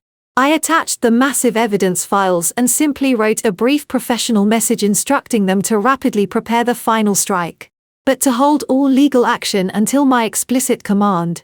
I hit send and watched the progress bar complete. A lesser person would have immediately called the federal authorities or confronted Lucas that very night. But I did not want a quiet out-of-court settlement or a simple messy arrest. I wanted total absolute destruction. If I struck right now, the Apex Corporation deal would quietly fall apart and Lucas would just play the victim complaining about his vindictive wife to anyone who would listen. I needed them to walk straight into that massive downtown boardroom. I needed them to put on their expensive custom suits and confidently smile for the corporate cameras. I needed them to fly as high as humanly possible, believing they had completely won, so that when I finally cut their wings, the fall would be absolutely fatal. I closed my laptop, turned off the hotel room lights, and went to sleep peacefully, knowing their fate was now entirely sealed. Exactly 2 days after I secured the forged investment documents, my strategy of letting them fly high finally manifested in the most public way possible. I woke up on a Thursday morning to my cell phone continuously buzzing on the hotel nightstand. The notifications were not frantic texts from Lucas or Jamal. They were automated industry news alerts that I had set up for Lucas's logistics startup years ago. I opened the web browser and saw the front page of TechCrunch, the premier digital publication for the technology sector. Right at the top of the site was a massive exclusive feature article. The bold headline read, "Logistics Prodigy Secures $30 million Apex Acquisition." Lucas had intentionally leaked a completely fabricated story to the press. I sat up in bed and carefully read through the entire article. Lucas had spun an absolute masterpiece of corporate fiction. He positioned himself as a brilliant self-made tech visionary who had single-handedly revolutionized the logistics industry. The article spoke glowingly about his upcoming merger with Apex Corporation, framing it as the most anticipated tech acquisition of the year. He even cleverly mentioned the brand new Delaware shell company Jamal had just created, disguised in the article as a highly strategic corporate restructuring designed to maximize shareholder value. There was absolutely no mention of his frozen bank accounts, his catastrophic credit score, or his recent legal eviction from our marital home. Lucas was deploying a classic desperate tactic. By aggressively leaking the acquisition to the major tech press, he was trying to publicly force the hands of the Apex Corporation executives. He wanted to generate so much massive public hype and industry momentum that Apex would rush to sign the final paperwork without looking too closely at his disastrous internal finances. To maintain this grand illusion of immense wealth and inevitable success, Lucas needed to put on a show. He needed to physically prove to the public and to his investors that he was a highly successful tech billionaire. By late Thursday evening, my social media feeds were completely flooded with the absolute proof of his severe financial recklessness. Riley was actively live streaming from a lavish victory party. Lucas had rented out a massive triplex penthouse in the most expensive high-rise building downtown. The video showed hundreds of guests, including local socialites, tech influencers, and minor celebrities mingling in the luxurious space. There were towering champagne pyramids, expensive catered caviar stations, and a live jazz band playing in the background. Lucas was walking through the crowd wearing a brand new custom tuxedo, completely soaking in the loud applause and admiration of his guests. I knew exactly what that penthouse cost for a single night. And I knew his corporate credit cards were still completely frozen by the commercial bank. Curious, I opened my encrypted laptop and ran a quick trace through the secondary shadow financial networks. It took me less than 10 minutes to find the exact source of his funding. Lucas had taken out a massive short-term predatory loan from a highly unregulated private equity firm. Because traditional lenders like Mr. Davis had completely rejected him, Lucas had used the fake TechCrunch article as collateral to borrow $50,000 at an astronomical 40% interest rate. He was literally financing his own fake victory party with financial poison. I turned my attention back to Riley's live stream just as Lucas stepped out onto the expansive glass balcony overlooking the glittering city skyline. He tapped his crystal champagne flute with a silver spoon to quiet the cheering crowd. He smiled his signature arrogant smile and began his victory speech. He loudly thanked Jamal for being the most brilliant financial mind in the entire industry. He thanked his mother, Hazel, who was standing right next to him wearing a new designer dress, for her unwavering belief in his genius. And then he deliberately took a very public shot at me. "There is one person who is not here tonight," Lucas announced into the microphone, his voice dripping with condescension. "My miserable soon-to-be ex-wife. When things got incredibly tough, she completely gave up. She lacked the massive vision to see what I was building. She is just a small-minded accountant who tried to drag me down and destroy my company out of pure bitter jealousy. But true innovators cannot be caged by small-minded people. We dropped the dead weight and we saw." The crowd erupted into loud cheers and applause. Riley panned her camera around to show the guests laughing and raising their glasses in absolute agreement. I scrolled through the live comments pouring in on the video stream. The public opinion was entirely on his side. Strangers were calling him an absolute alpha male and a massive inspiration.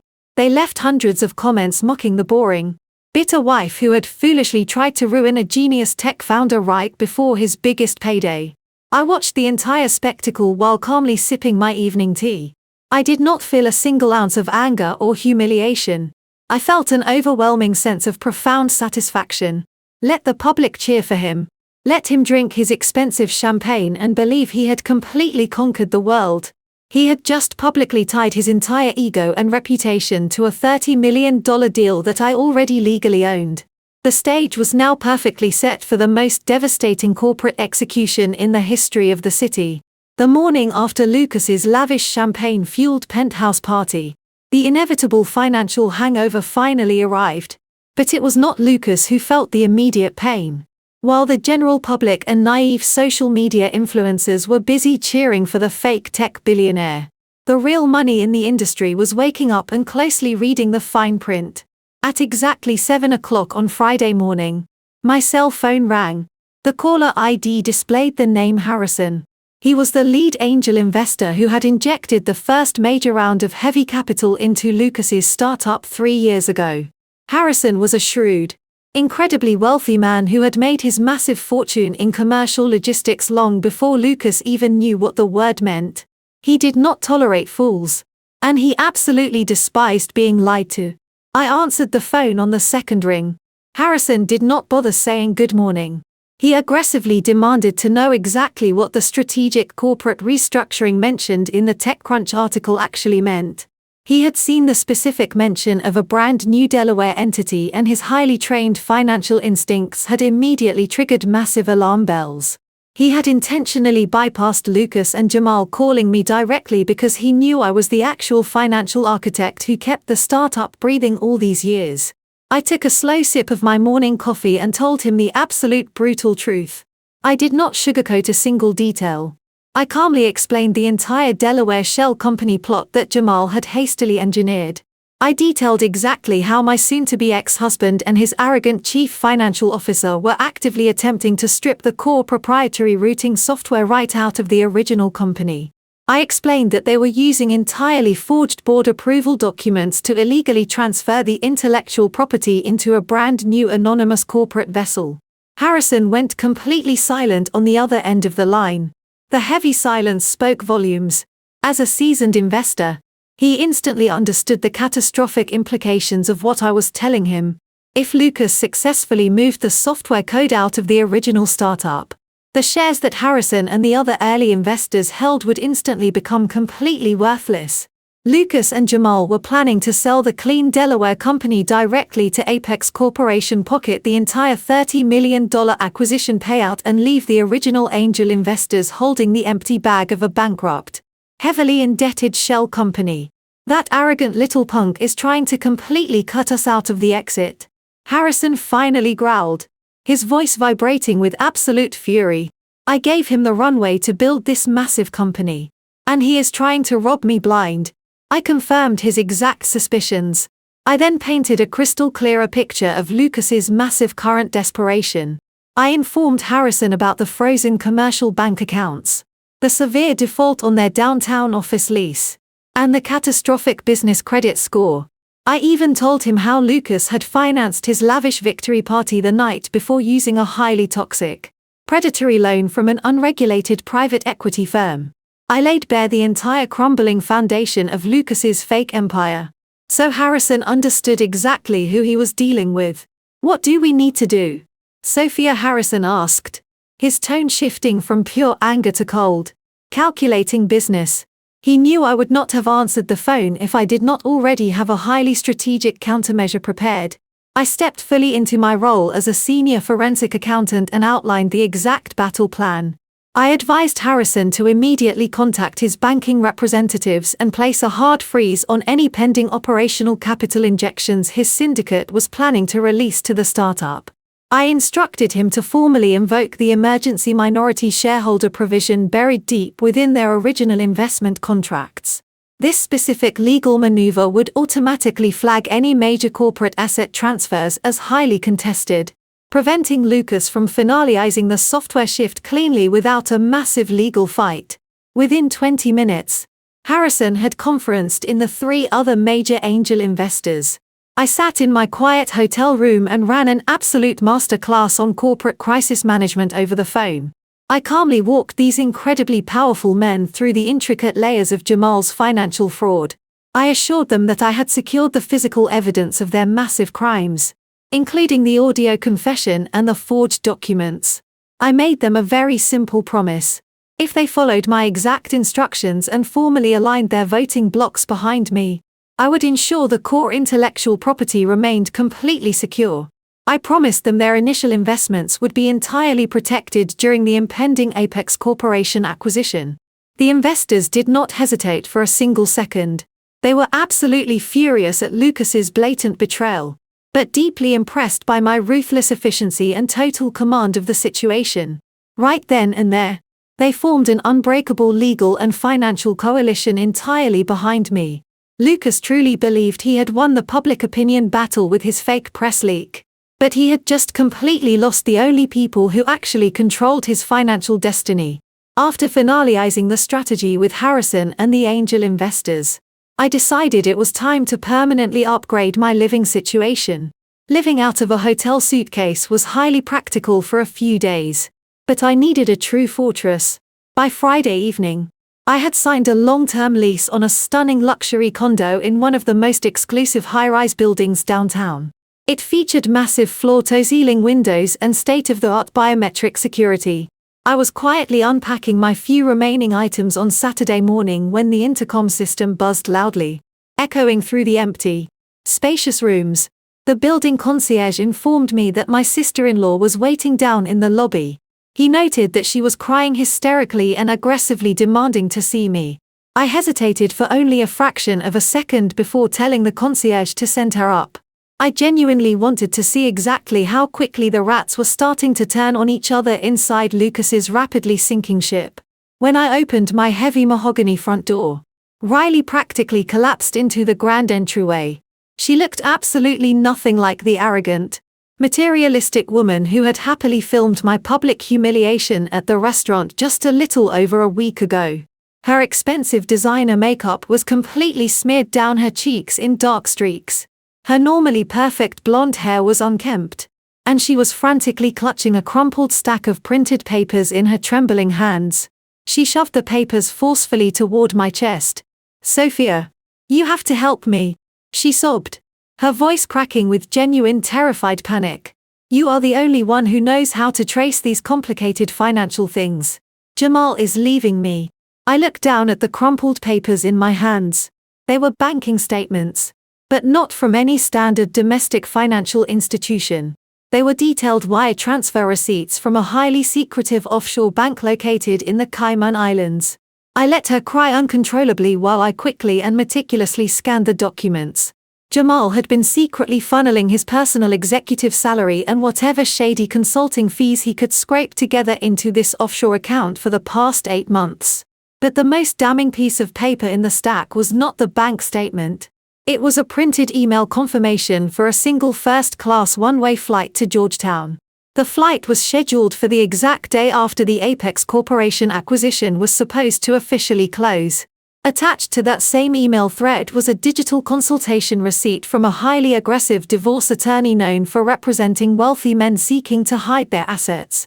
"I found them on his unsecured iPad this morning," Riley wailed, pacing frantically across my polished hardwood floor.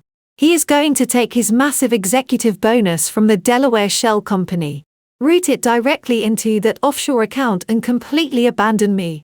He is leaving me with absolutely nothing.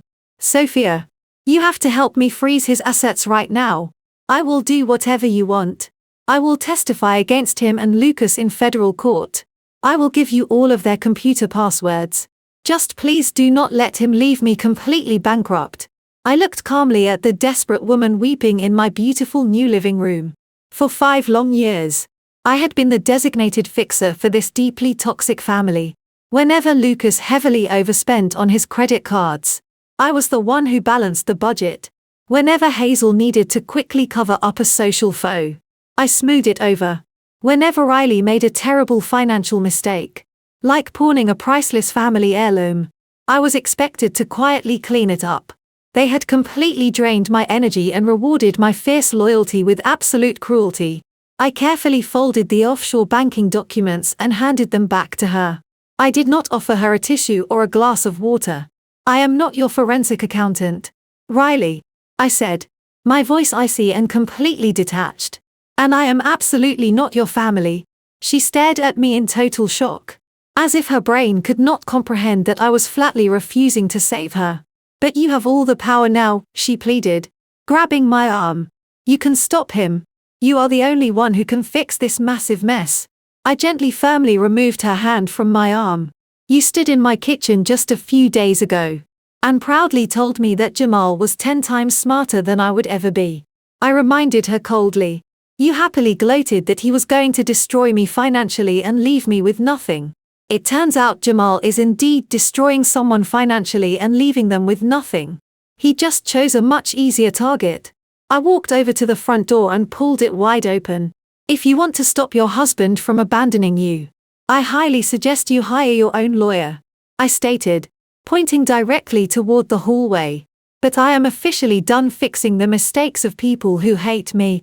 Clean up your own mess, Riley. I practically shoved her out into the carpeted hallway.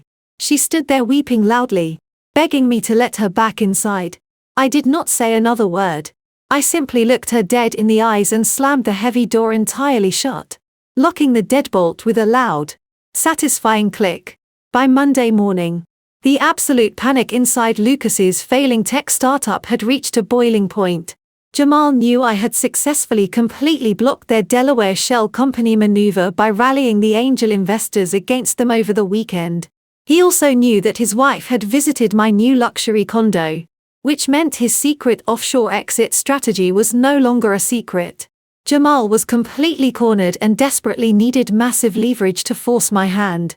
So, he decided to go on the offensive. He made the absolutely fatal mistake of trying to attack me using my own highly specialized profession. At exactly 9 o'clock, I received an aggressive email marked highly urgent. It was from a boutique accounting firm called Baxter & Stone Associates. The subject line read, "Notice of pending criminal investigation." I opened the attached document and actually had to laugh out loud. Jamal had hired a remarkably shady accounting firm to conduct a completely fabricated forensic audit of my past activities with the startup. The document heavily accused me of embezzling $600,000 and maliciously triggering the commercial bank freeze to cover up my own massive financial crimes. The email demanded I join an immediate conference call at 10 o'clock to discuss a quiet out-of-court settlement. If I refused, they explicitly threatened to hand their fabricated audit directly over to the Federal Bureau of Investigation. Jamal honestly believed he could intimidate a senior corporate forensic accountant with a fake audit. It was like bringing a cheap plastic knife to a heavy artillery fight. I calmly logged into the virtual conference room right at 10 o'clock. Jamal immediately spoke up, his voice dripping with unearned arrogance. "I hope you are finally ready to be reasonable, Sophia," Jamal stated smoothly. "We have uncovered your massive financial theft. I have 2 senior auditors from Baxter & Stone on the line right now. We can either settle this quietly today or you can go to federal prison." One of the hired accountants cleared his throat. "This is Mr. Baxter," he announced using a deep, artificially authoritative voice. "We have spent the entire weekend conducting a rigorous review of the corporate ledgers. We have undeniable proof that you systematically misappropriated company funds. If you do not immediately reverse the bank freezes and sign over the intellectual property to Lucas, we are ethically obligated to report you to the federal authorities." I let a heavy dead silence hang on the line for several long seconds. I wanted them to feel entirely confident before I completely destroyed them. "Mr. Baxter," I began, my voice perfectly calm and razor-sharp. "I am looking at the official state registry of certified public accountants right now. Your primary state license number is 4829. Are you aware that your professional license was formally suspended for 6 months 3 years ago due to gross negligence and unethical billing practices?" I heard a sudden sharp intake of breath on the other end of the line. Mr. Baxter tried to stammer out a defense, but I did not let him speak. "Furthermore," I continued coldly, "I am intimately familiar with the American Institute of Certified Public Accountants Code of Professional Conduct. Threatening a peer with criminal prosecution solely to gain leverage in a civil marital dispute is a direct and severe violation of Ethical Standard 300. You are actively attempting to extort me using completely fabricated financial documents provided by a desperate executive." Jamal quickly interrupted, his voice suddenly higher and much more frantic. "Do not listen to her, Baxter. She is just trying to intimidate you. Read her the forensic charges right now." I ignored Jamal entirely and focused completely on the 2 terrified men who had foolishly taken his money. "Let me make this absolutely crystal clear for both of you," I stated firmly. "I am a senior corporate forensic accountant. I have directly assisted federal agencies in prosecuting massive corporate fraud. I have actively recorded this entire extortion attempt. If you do not formally withdraw this fake audit and drop Jamal as a client within the next 60 seconds, I will forward this entire digital interaction directly to the state licensing board. I will personally ensure your firm is permanently stripped of its charter and you both lose your professional credentials forever." The virtual conference line erupted into absolute chaos. "Mr. Stone," the silent partner, suddenly shouted over Jamal. "We were not informed of this. Jamal, you completely lied to us about who she was and what her professional background entailed. We are entirely dropping this investigation immediately." Jamal screamed at them, demanding they stay on the line and finish the job he paid them for. But the two shady accountants knew they had just stepped into a massive legal bear trap. They valued their lucrative licenses far more than whatever desperate cash Jamal had promised them. "We are officially withdrawing as your representation, Mr. Baxter said, his voice shaking with genuine fear. "Do not ever contact our firm again." Two loud digital chimes echoed through the conference room as both accountants rapidly disconnected from the call. Jamal was left completely alone on the silent line with me. His entire offensive strategy had just evaporated into thin air in less than 4 minutes. He had absolutely no leverage, no money, and no escape route. "Are you completely finished playing your stupid little games, Jamal?" I asked quietly. "Because I assure you, my turn is coming very soon." I disconnected the call, leaving him to sit in the absolute terrifying wreckage of his own massive stupidity. By late Tuesday afternoon, the total collapse of Jamal's fake audit scheme had clearly pushed Lucas into a state of absolute unhinged desperation. I finished my workday at the corporate firm and took the private elevator down to the executive underground parking garage. The massive concrete structure was dimly lit and largely empty at that hour. The only sound was the sharp rhythmic echo of my heels striking the pavement as I walked toward my vehicle. I pressed the button on my key fob to unlock the doors. Just as the headlights flashed, a dark figure suddenly stepped out from behind a thick concrete pillar, entirely blocking my path. I stopped in my tracks, but I did not panic. It was Lucas. He looked absolutely terrible. The polished, arrogant tech founder persona was completely gone. His custom-tailored suit jacket was severely wrinkled, and his silk tie was hanging loosely around his neck. He had dark, heavy bags under his bloodshot eyes, and he smelled faintly of stale alcohol and sheer panic.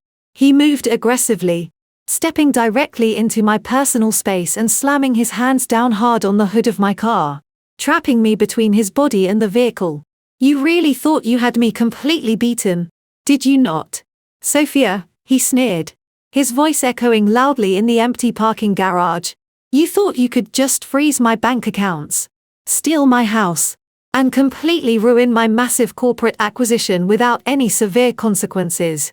I calmly looked at his hands resting on my car and then looked directly into his frantic eyes. I politely asked him to step away from my vehicle before I called the building security team to have him forcibly removed for trespassing. He let out a loud, manic laugh that sounded entirely unstable. He aggressively reached inside his suit jacket and violently pulled out a thick stack of folded legal papers. He shoved the document directly in my face, waving it frantically like a massive victory flag.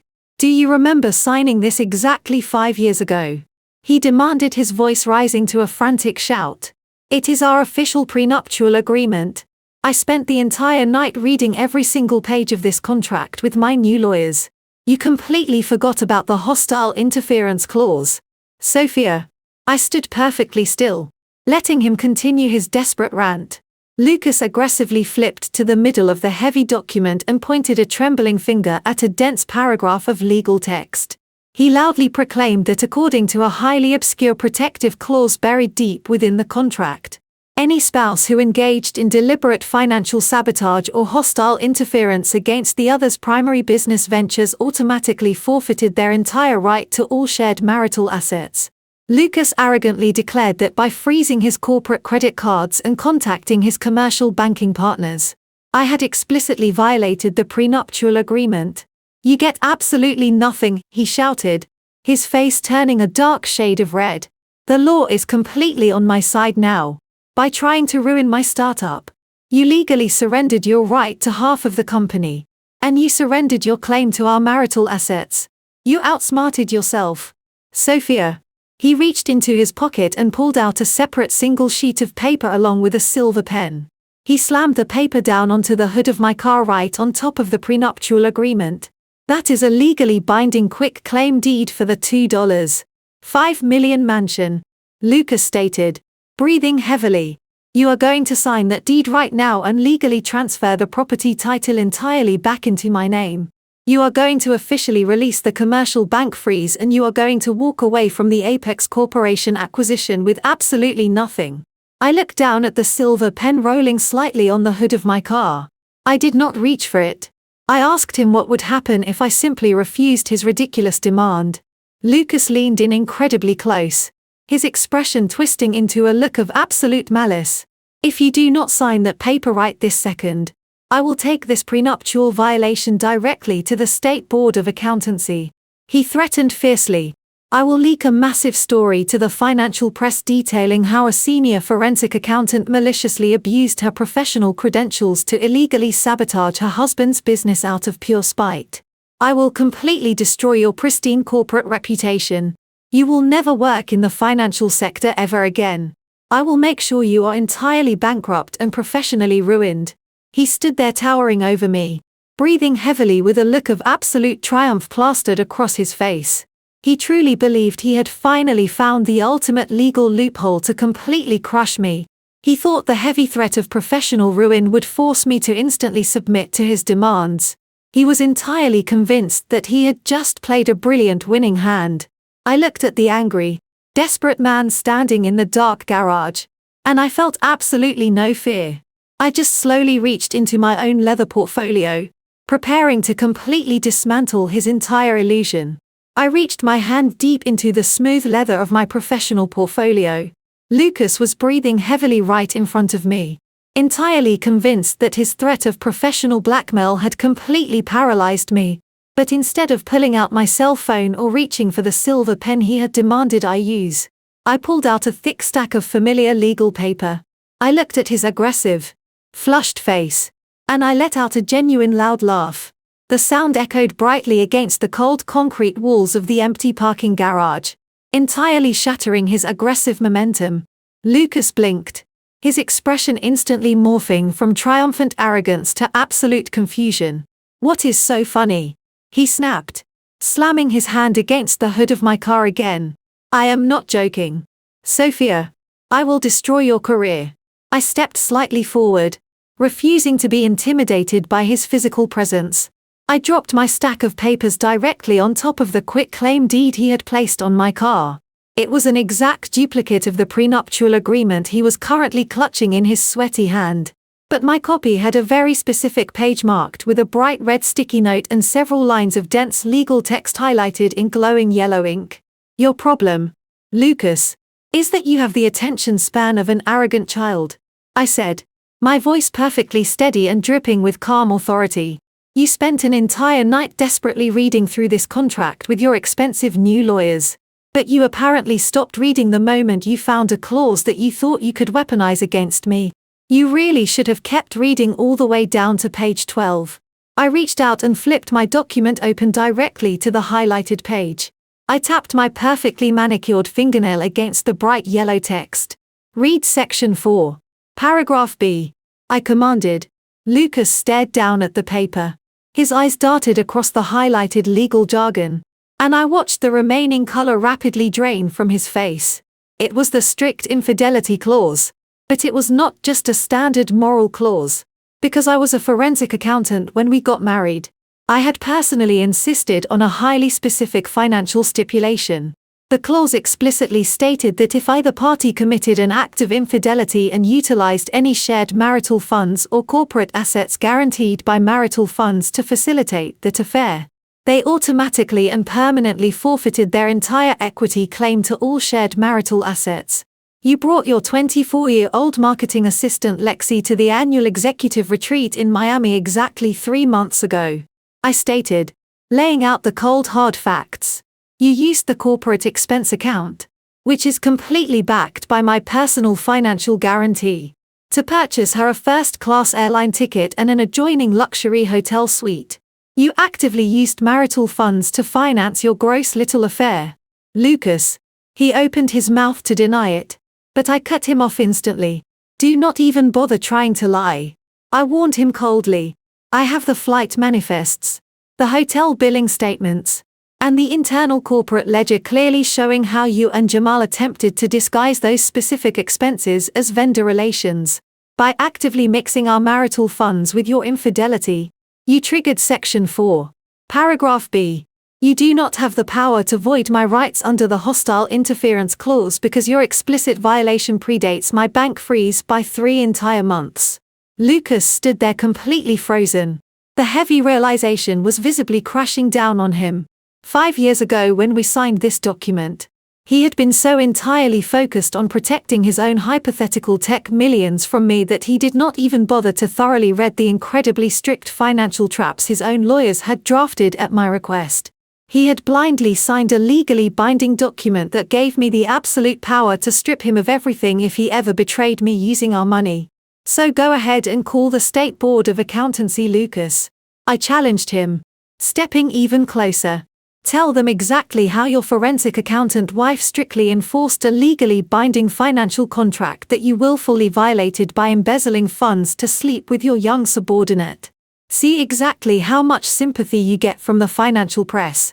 And you can take this ridiculous quitclaim deed and throw it in the trash because under this prenuptial agreement, you just forfeited any remaining fractional equity you thought you had in that $2.5 million house. His arrogant facade entirely shattered into a million irreparable pieces. The utter humiliation of being completely outsmarted using his own legal contract was simply too much for his massive, fragile ego to handle. Lucas let out a loud guttural scream of pure blind rage. He violently snatched his crumpled papers off the hood of my car and aggressively kicked the heavy concrete pillar next to us. He spun around and stormed off into the dark depths of the underground parking garage, screaming expletives at the top of his lungs. His angry, frantic footsteps echoed wildly in the shadows. I calmly picked up my copy of the prenuptial agreement, placed it back into my portfolio, and got into my car. I locked the door, started the engine, and drove out of the dark garage, leaving him entirely alone with his massive failure. The morning of the massive corporate acquisition finally arrived, bringing the absolute climax of this entire ordeal. The stage was perfectly set in downtown Chicago on the 50th floor of the Apex Corporation headquarters. The boardroom was a magnificent display of absolute corporate power designed to intimidate and impress. Florida-to-ceiling glass walls offered a dizzying panoramic view of the city skyline with the bright morning sun reflecting brilliantly off Lake Michigan. A massive polished mahogany table stretched across the center of the expansive room surrounded by 12 plush black leather executive chairs. Lucas and Jamal walked into the boardroom looking exactly like conquering kings. They had completely pushed the disastrous events of the week entirely out of their minds. Lucas was wearing a brand new custom-tailored charcoal suit, clearly bought on whatever high-interest predatory credit he could scrape together after my financial freeze. Jamal walked right beside him carrying his expensive designer leather briefcase with his chest puffed out in arrogant pride. Sitting directly next to Lucas at the massive table was Lexi. You might wonder exactly why she was there after running away from me in absolute terror on the sidewalk just a few days ago. The answer was incredibly simple. Greed and sheer delusion. After Lucas leaked that entirely fabricated TechCrunch article and threw his lavish champagne-fueled penthouse party, Lexi had come crawling right back. Lucas had smoothly convinced her that my forensic accounting spreadsheet was nothing more than the desperate, fabricated lie of a bitter, jealous wife trying to ruin his massive success. Lexi chose to believe the expensive champagne and the glowing internet headlines over the hard mathematical truth. Now she sat there beaming radiantly, wearing a new luxury designer dress, eagerly waiting to officially become the romantic partner of a wealthy tech multimillionaire. Across the polished wooden table sat the senior executive team of Apex Corporation. There were 5 of them in total, all wearing incredibly sharp conservative business suits. At the direct center sat the chief executive officer, a stern older man with silver hair and cold, calculating eyes. He did not smile broadly or offer any enthusiastic small talk to his guests. He operated with the quiet, ruthless efficiency of a powerful man who bought and dismantled smaller companies every single day of his life. The tension inside the room was incredibly thick and heavy. Jamal confidently opened his leather briefcase and pulled out the finalized legal documents for the new Delaware shell company. He slid them across the polished wood, his hands trembling just slightly with nervous, eager anticipation. Jamal immediately launched into a highly rehearsed summary of the sudden corporate restructuring.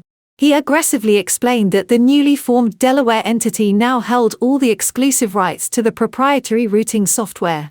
He utilized his best corporate jargon, attempting to sound like a brilliant financial architect, completing a historic masterpiece while completely glossing over the massive federal fraud he had committed to get there. The Apex executives listened to Jamal in absolute silence. They did not ask any probing questions about the sudden legal restructuring or the missing original angel investors. They simply nodded in quiet agreement. A junior legal associate for Apex Corporation stepped forward and placed a thick stack of heavy premium paper directly in the center of the mahogany table. It was the final acquisition contract. This document was the absolute culmination of all Lucas's relentless lies and Jamal's massive financial fraud. The bold black text on the very top page clearly stated the total corporate purchase price of exactly $30 million. Lucas stared intensely at the legal document as if it were a holy artifact. His breathing grew shallow and rapid. This was the exact moment he had sacrificed his marriage, his mother's retirement fund, and his own employees' futures for. He genuinely believed he had successfully outrun his catastrophic credit score, his frozen commercial bank accounts, and the angry venture capitalists. He completely convinced himself that the strict prenuptial agreement I showed him in the dark parking garage was just an empty threat that he could easily fight in civil court once this massive check officially cleared the bank. Lexi leaned in very close to him, resting her hand affectionately on his arm. She whispered an excited congratulation in his ear, making him smile that signature arrogant smirk. Lucas reached out and casually adjusted his expensive silk tie. He looked confidently across the table at the Apex chief executive officer and arrogantly stated that this acquisition was going to entirely change the global logistics industry forever. He boldly promised the executives that they were making the absolute smartest financial investment of the entire decade. The Apex chief executive officer simply steepled his fingers together and gestured politely toward the heavy document. He calmly invited Lucas to sign the final signature page to officially conclude the massive transaction. Lucas reached into the inner breast pocket of his charcoal suit jacket and pulled out a heavy gold-plated fountain pen. He removed the cap with a smooth, highly practiced motion. He pulled the thick contract closer to his chest and flipped directly to the final page where a small yellow sticky flag indicated his required signature line. He positioned the gold nib of the pen just millimeters above the thick premium paper. He was exactly one single signature away from walking out of that sleek glass-walled boardroom with $30 million and permanently cementing his entirely fabricated reality. The room was completely dead silent, save for the quiet, rhythmic hum of the building's massive air conditioning system. He pressed the gold pen to the paper, just as the dark black ink began to bleed into the thick premium paper. The massive double mahogany doors at the far end of the boardroom were violently thrown open. The heavy wood crashed loudly against the glass walls, sending a sudden physical shockwave of sound echoing through the dead, silent room. Lucas flinched so hard that his hand jerked violently, dragging the expensive gold-plated pen across the signature line in a jagged, meaningless black streak. He dropped the pen onto the polished table and spun around, his eyes wide with absolute fury and sudden unadulterated terror. I walked into the sleek glass-walled boardroom with my head held high. I was wearing a sharply tailored navy blue power suit and a pair of pristine designer heels. I did not look like the exhausted, broken wife they had publicly humiliated at a restaurant just over a week ago. I did not look like the woman Lucas had aggressively threatened in the dark underground parking garage. I looked exactly like the senior corporate forensic accountant who held the absolute keys to their entire financial universe. Flanking me on either side were two incredibly imposing men in immaculate dark grey suits.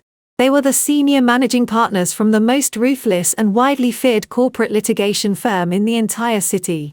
They carried thick black leather briefcases and wore expressions of absolute icy professionalism. Lucas immediately lost his mind. His carefully crafted persona of a calm, brilliant tech visionary completely evaporated in a single fraction of a second. He leaped out of his plush leather executive chair, his face rapidly turning a dark, violent shade of red. "Security!" he screamed at the top of his lungs, pointing a violently shaking finger directly at me. "Someone call the building security right this second and have this insane woman physically dragged out of here. She has absolutely no right to be in this building. She is an entirely unauthorized individual and she is actively trying to sabotage a highly confidential corporate negotiation." Jamal violently pushed his heavy chair back and jumped to his feet, his incredibly sharp designer suit suddenly looking entirely too tight for his shaking frame. He aggressively slammed both of his hands down on the mahogany table, demanding that my attorneys and I leave the premises immediately. His arrogant, smooth corporate voice was completely gone, replaced by a frantic, high-pitched, terrified stammer. He recognized the two highly expensive litigators standing next to me, and he knew exactly what their presence meant. Beside them, Lexi physically shrank down into her heavy leather chair. All the glowing, radiant joy from just a moment ago completely vanished from her pale face. She instantly recognized me, and she immediately recognized the thick leather portfolio I was carrying under my arm. She pressed herself back against the glass wall, looking like a terrified child who finally understood a massive hurricane was about to tear the entire building apart. The senior executives of Apex Corporation did not panic. They did not shout for security or look remotely confused by the sudden explosive interruption. They simply sat back in their expensive chairs and watched the chaotic display with cold, calculated interest. The chief executive officer, the stern older man with silver hair, slowly looked away from the hysterical Lucas and turned his sharp, calculating eyes directly toward me. He looked carefully at the two highly recognizable corporate litigators standing fiercely by my side. He noted their aggressive posture and the heavy legal briefcases they were now calmly placing onto the edge of the mahogany table. Lucas continued to scream wildly, demanding that the Apex corporate legal team formally arrest me for severe corporate espionage and hostile interference. He was practically hyperventilating, his chest heaving as he frantically tried to protect his massive fake payday.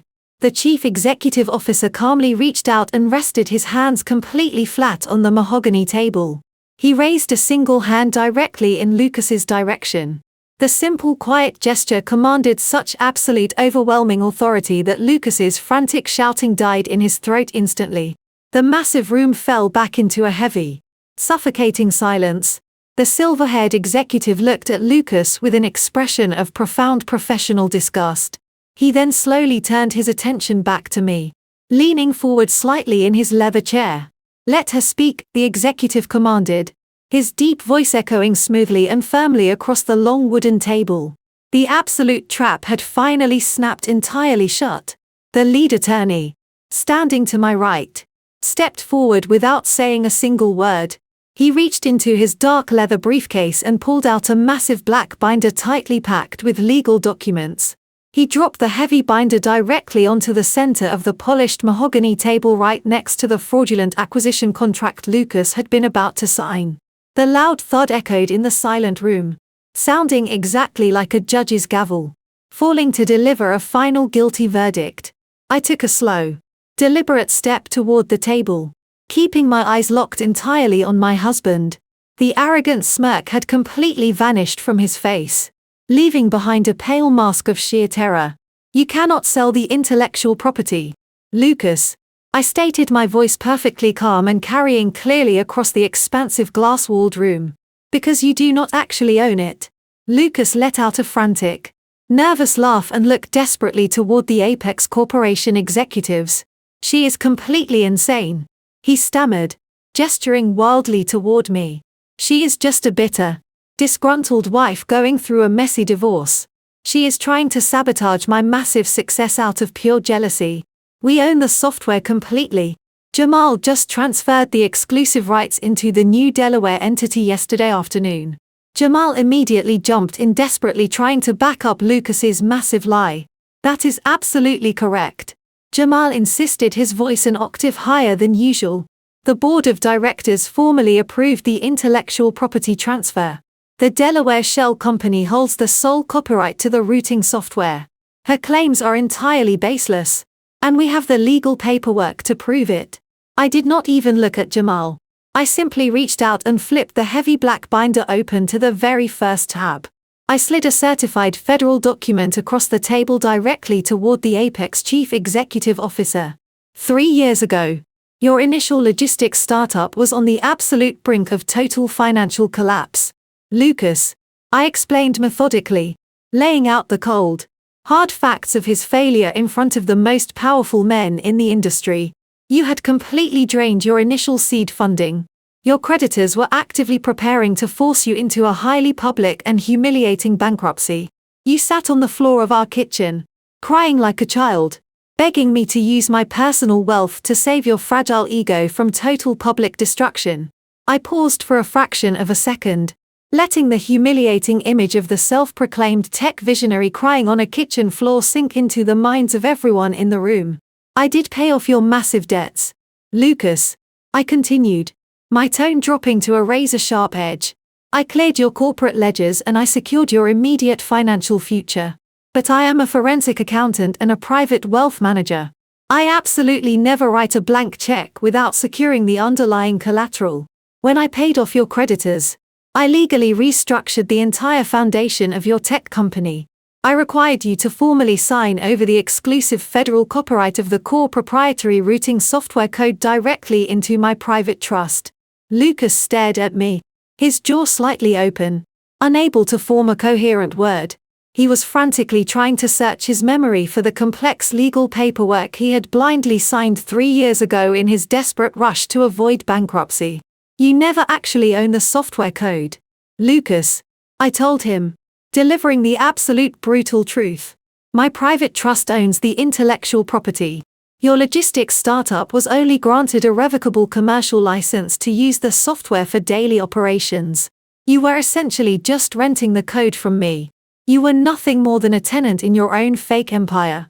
Jamal let out a loud panicked gasp. But the Delaware transfer, he whispered, his eyes darting frantically between me and the heavy legal binder. We filed the transfer paperwork. You cannot legally transfer an asset that your company does not own. Jamal, I replied, completely destroying his entire financial illusion. Your highly secretive Delaware shell company is nothing but a completely worthless empty vessel. You spent the entire weekend committing massive federal wire fraud just to move a fake digital shadow. I turned my attention back to the Apex Chief Executive Officer who was silently reading the certified copyright registration I had handed him. Furthermore, I stated, projecting my voice so every single person in the boardroom heard me perfectly, the specific commercial license granting Lucas's startup permission to use my software contained a highly strict termination clause. If the lessee engages in unauthorized corporate restructuring, malicious asset transfers, or fraudulent financial reporting, the license is immediately and permanently revoked. I reached into the binder and pulled out one final stamped document. I placed it directly on top of the fraudulent $30 million acquisition contract. I officially filed the legal revocation notice with the federal courts at exactly 8 o'clock this morning. I announced Lucas no longer has the legal right to use, sell, or license that software. The tech company you are about to buy is completely dead. There is absolutely nothing left to sell.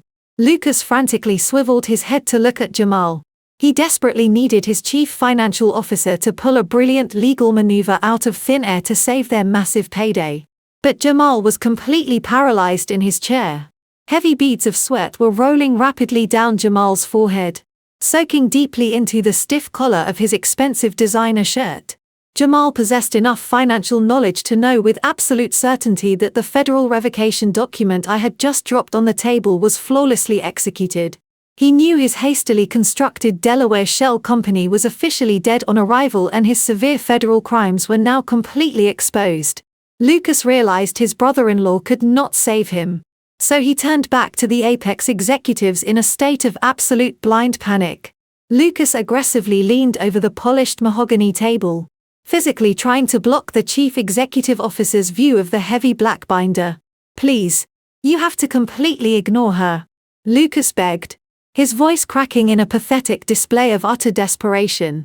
"She is just a bitter, disgruntled wife trying to ruin my life because we are going through a highly contested divorce. I can easily fix this minor paperwork issue right now.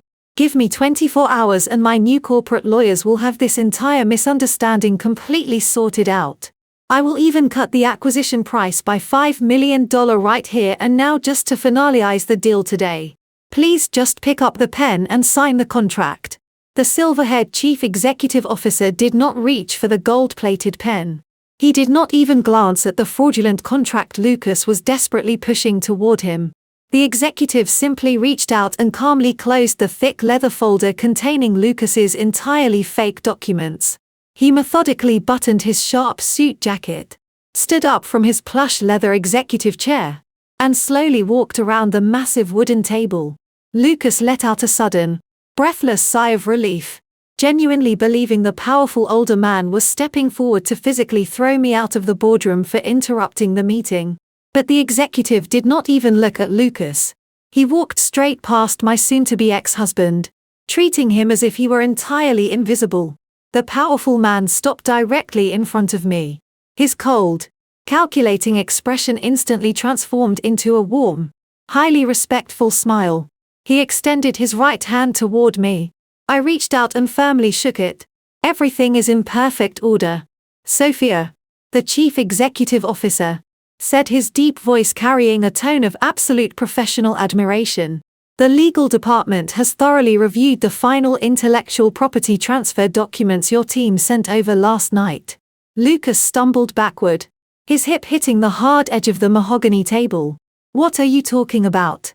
he gasped, looking frantically between me and the powerful executive. "You cannot do business with her. I am the original founder of the startup. I am the creator of the routing software. She is just an accountant." The chief executive officer turned his head slightly to look at Lucas with an expression of pure unadulterated disdain. "You truly underestimate the rigorous due diligence process of a massive corporate conglomerate, Lucas," the executive stated coldly. "When we prepare to spend $30 million, we audit every single line of code in every single legal document attached to the asset. We discovered the glaring legal discrepancies regarding your intellectual property ownership exactly 3 weeks ago. We immediately traced the actual federal copyright directly back to Sophia's private trust. When we contacted her to clarify the massive legal anomaly, she was highly cooperative and incredibly professional." I stepped forward, standing confidently shoulder to shoulder with the powerful man who was supposed to make Lucas a billionaire. "Apex Corporation had absolutely no interest in buying your failing logistics startup, Lucas," I explained, watching his eyes widen in total horrifying realization. "They never wanted your heavily leased office space, your massive short-term debts, or your terrible executive management structure. They only ever wanted the core proprietary routing software code.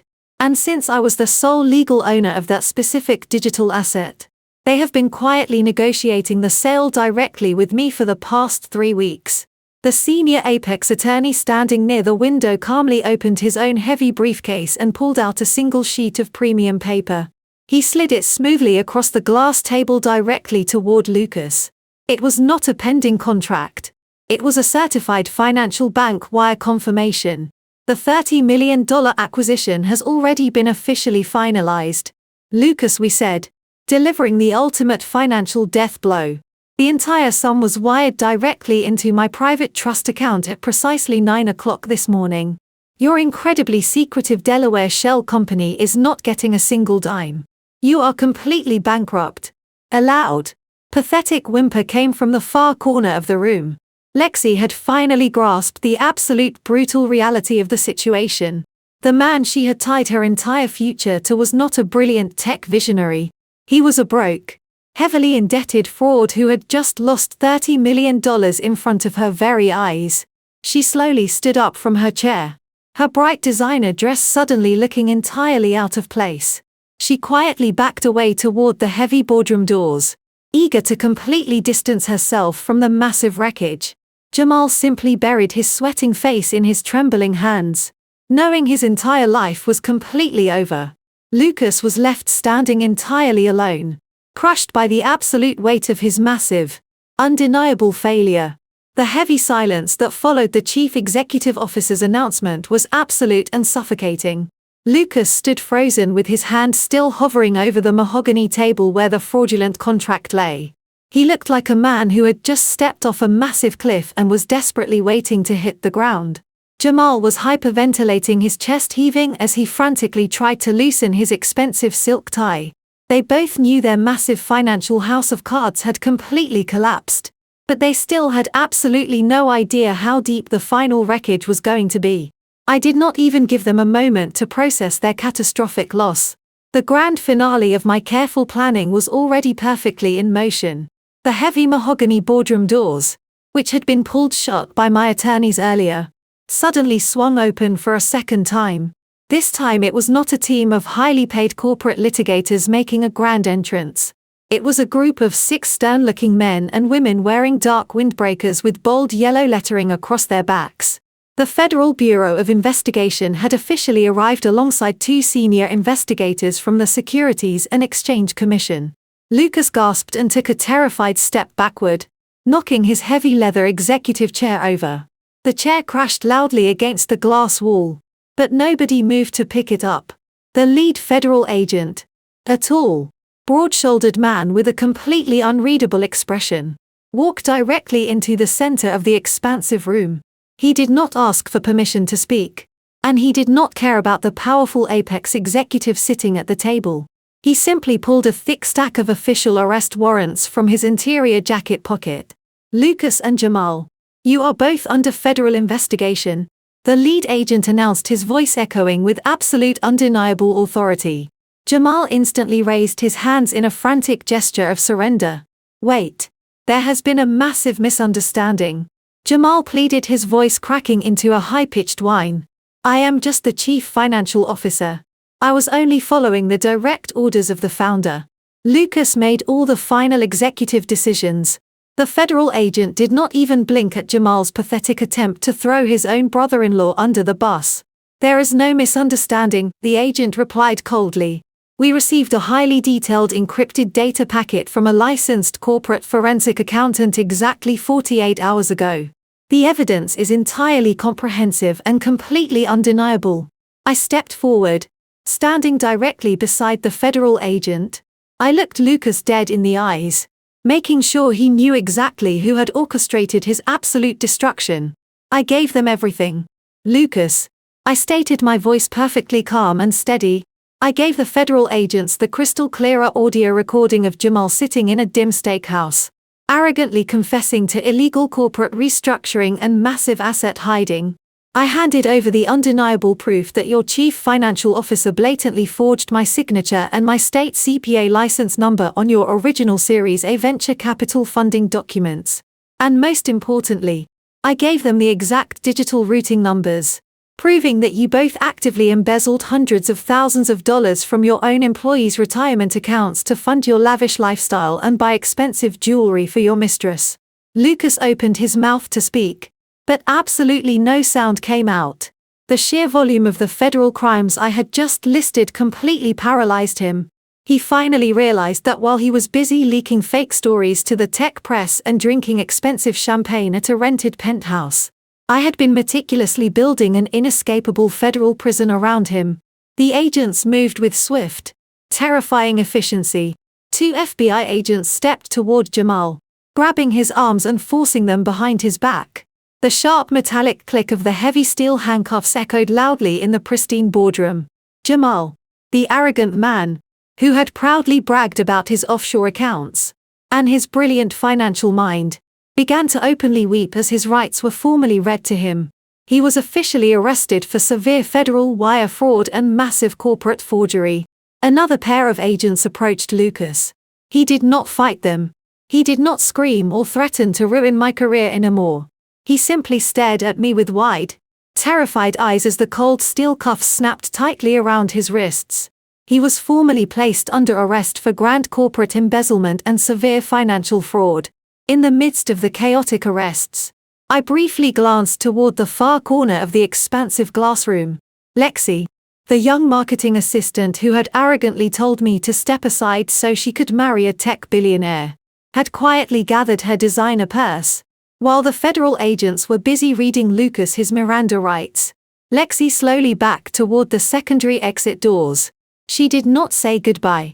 She did not offer a single word of comfort to the man who had ruined his entire life to impress her.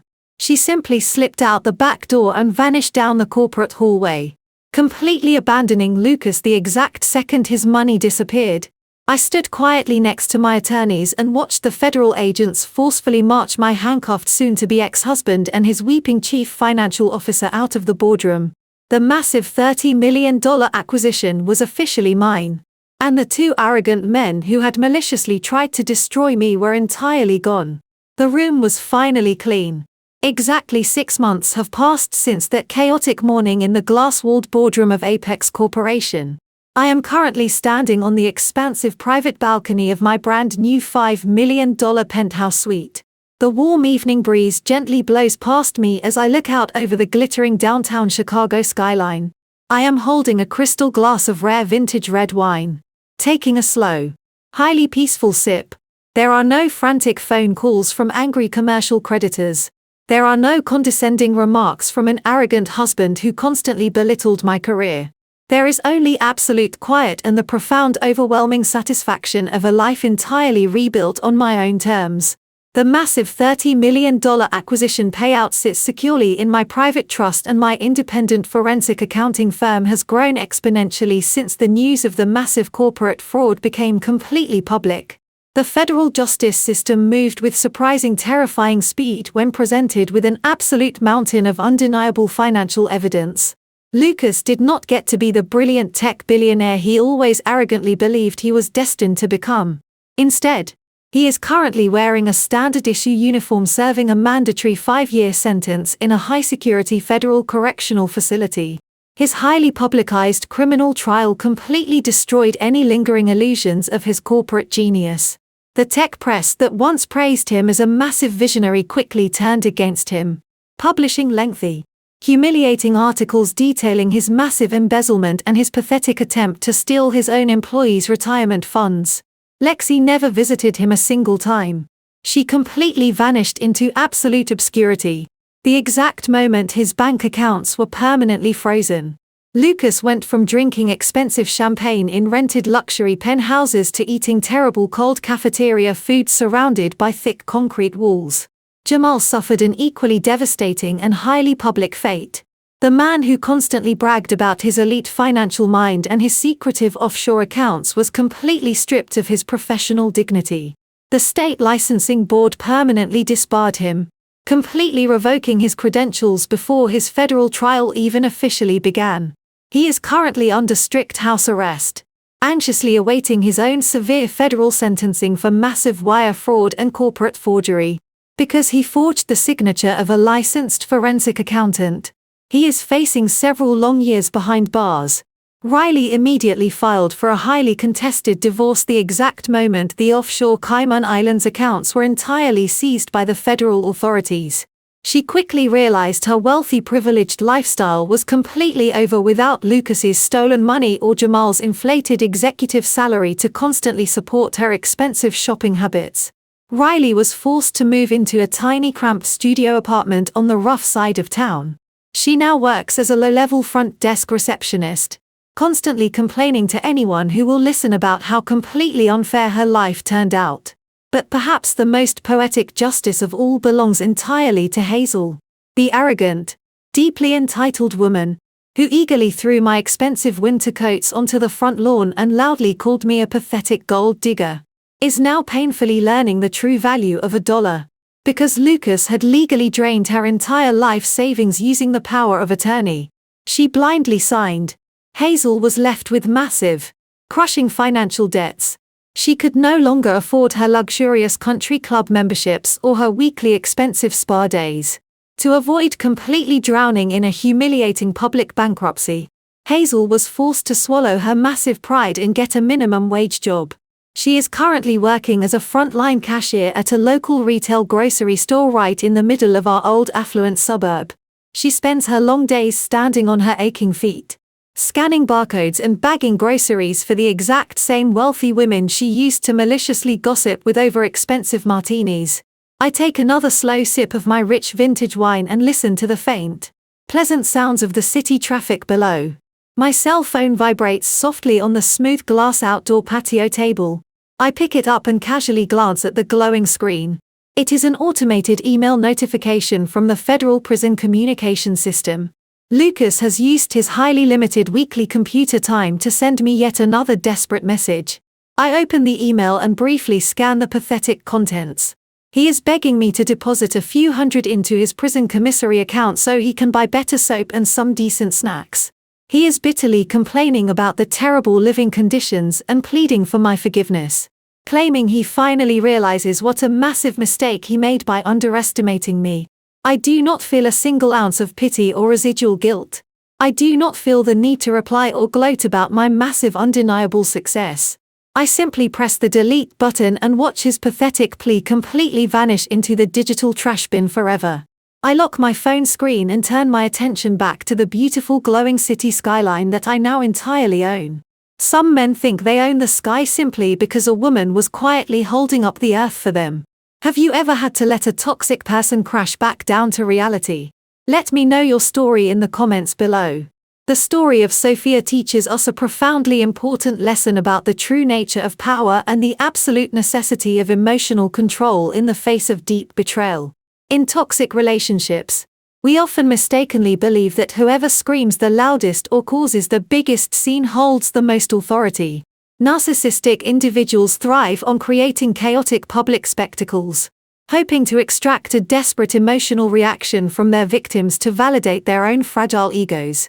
However, Sophia beautifully demonstrates that true strength is found in absolute silence and meticulous preparation. When her husband cruelly humiliated her in that high-end restaurant, she did not give him the satisfaction of her tears or a dramatic screaming match. She understood that uncontrolled emotions make us sloppy, while logic and data make us truly lethal. Furthermore, this story shines a bright light on the hidden heavy burden of being the designated family fixer. For 5 long years, Sophia quietly supported her ungrateful husband and his highly toxic relatives, constantly shielding them from the harsh consequences of their own reckless financial behavior. The most empowering takeaway is that you do not always have to actively fight a toxic person to defeat them. Sometimes the most devastating and effective action you can take is simply walking away and completely removing the invisible safety net you have been generously providing. When you finally stop fixing their messes, they will inevitably collapse under the heavy weight of their own arrogance and incompetence. We must learn to strictly guard our personal energy and establish ironclad boundaries. You are absolutely never obligated to offer your unwavering loyalty, your hard-earned financial stability, or your mental health to people who actively disrespect you. If you have ever had to reclaim your peace and walk away from a toxic environment,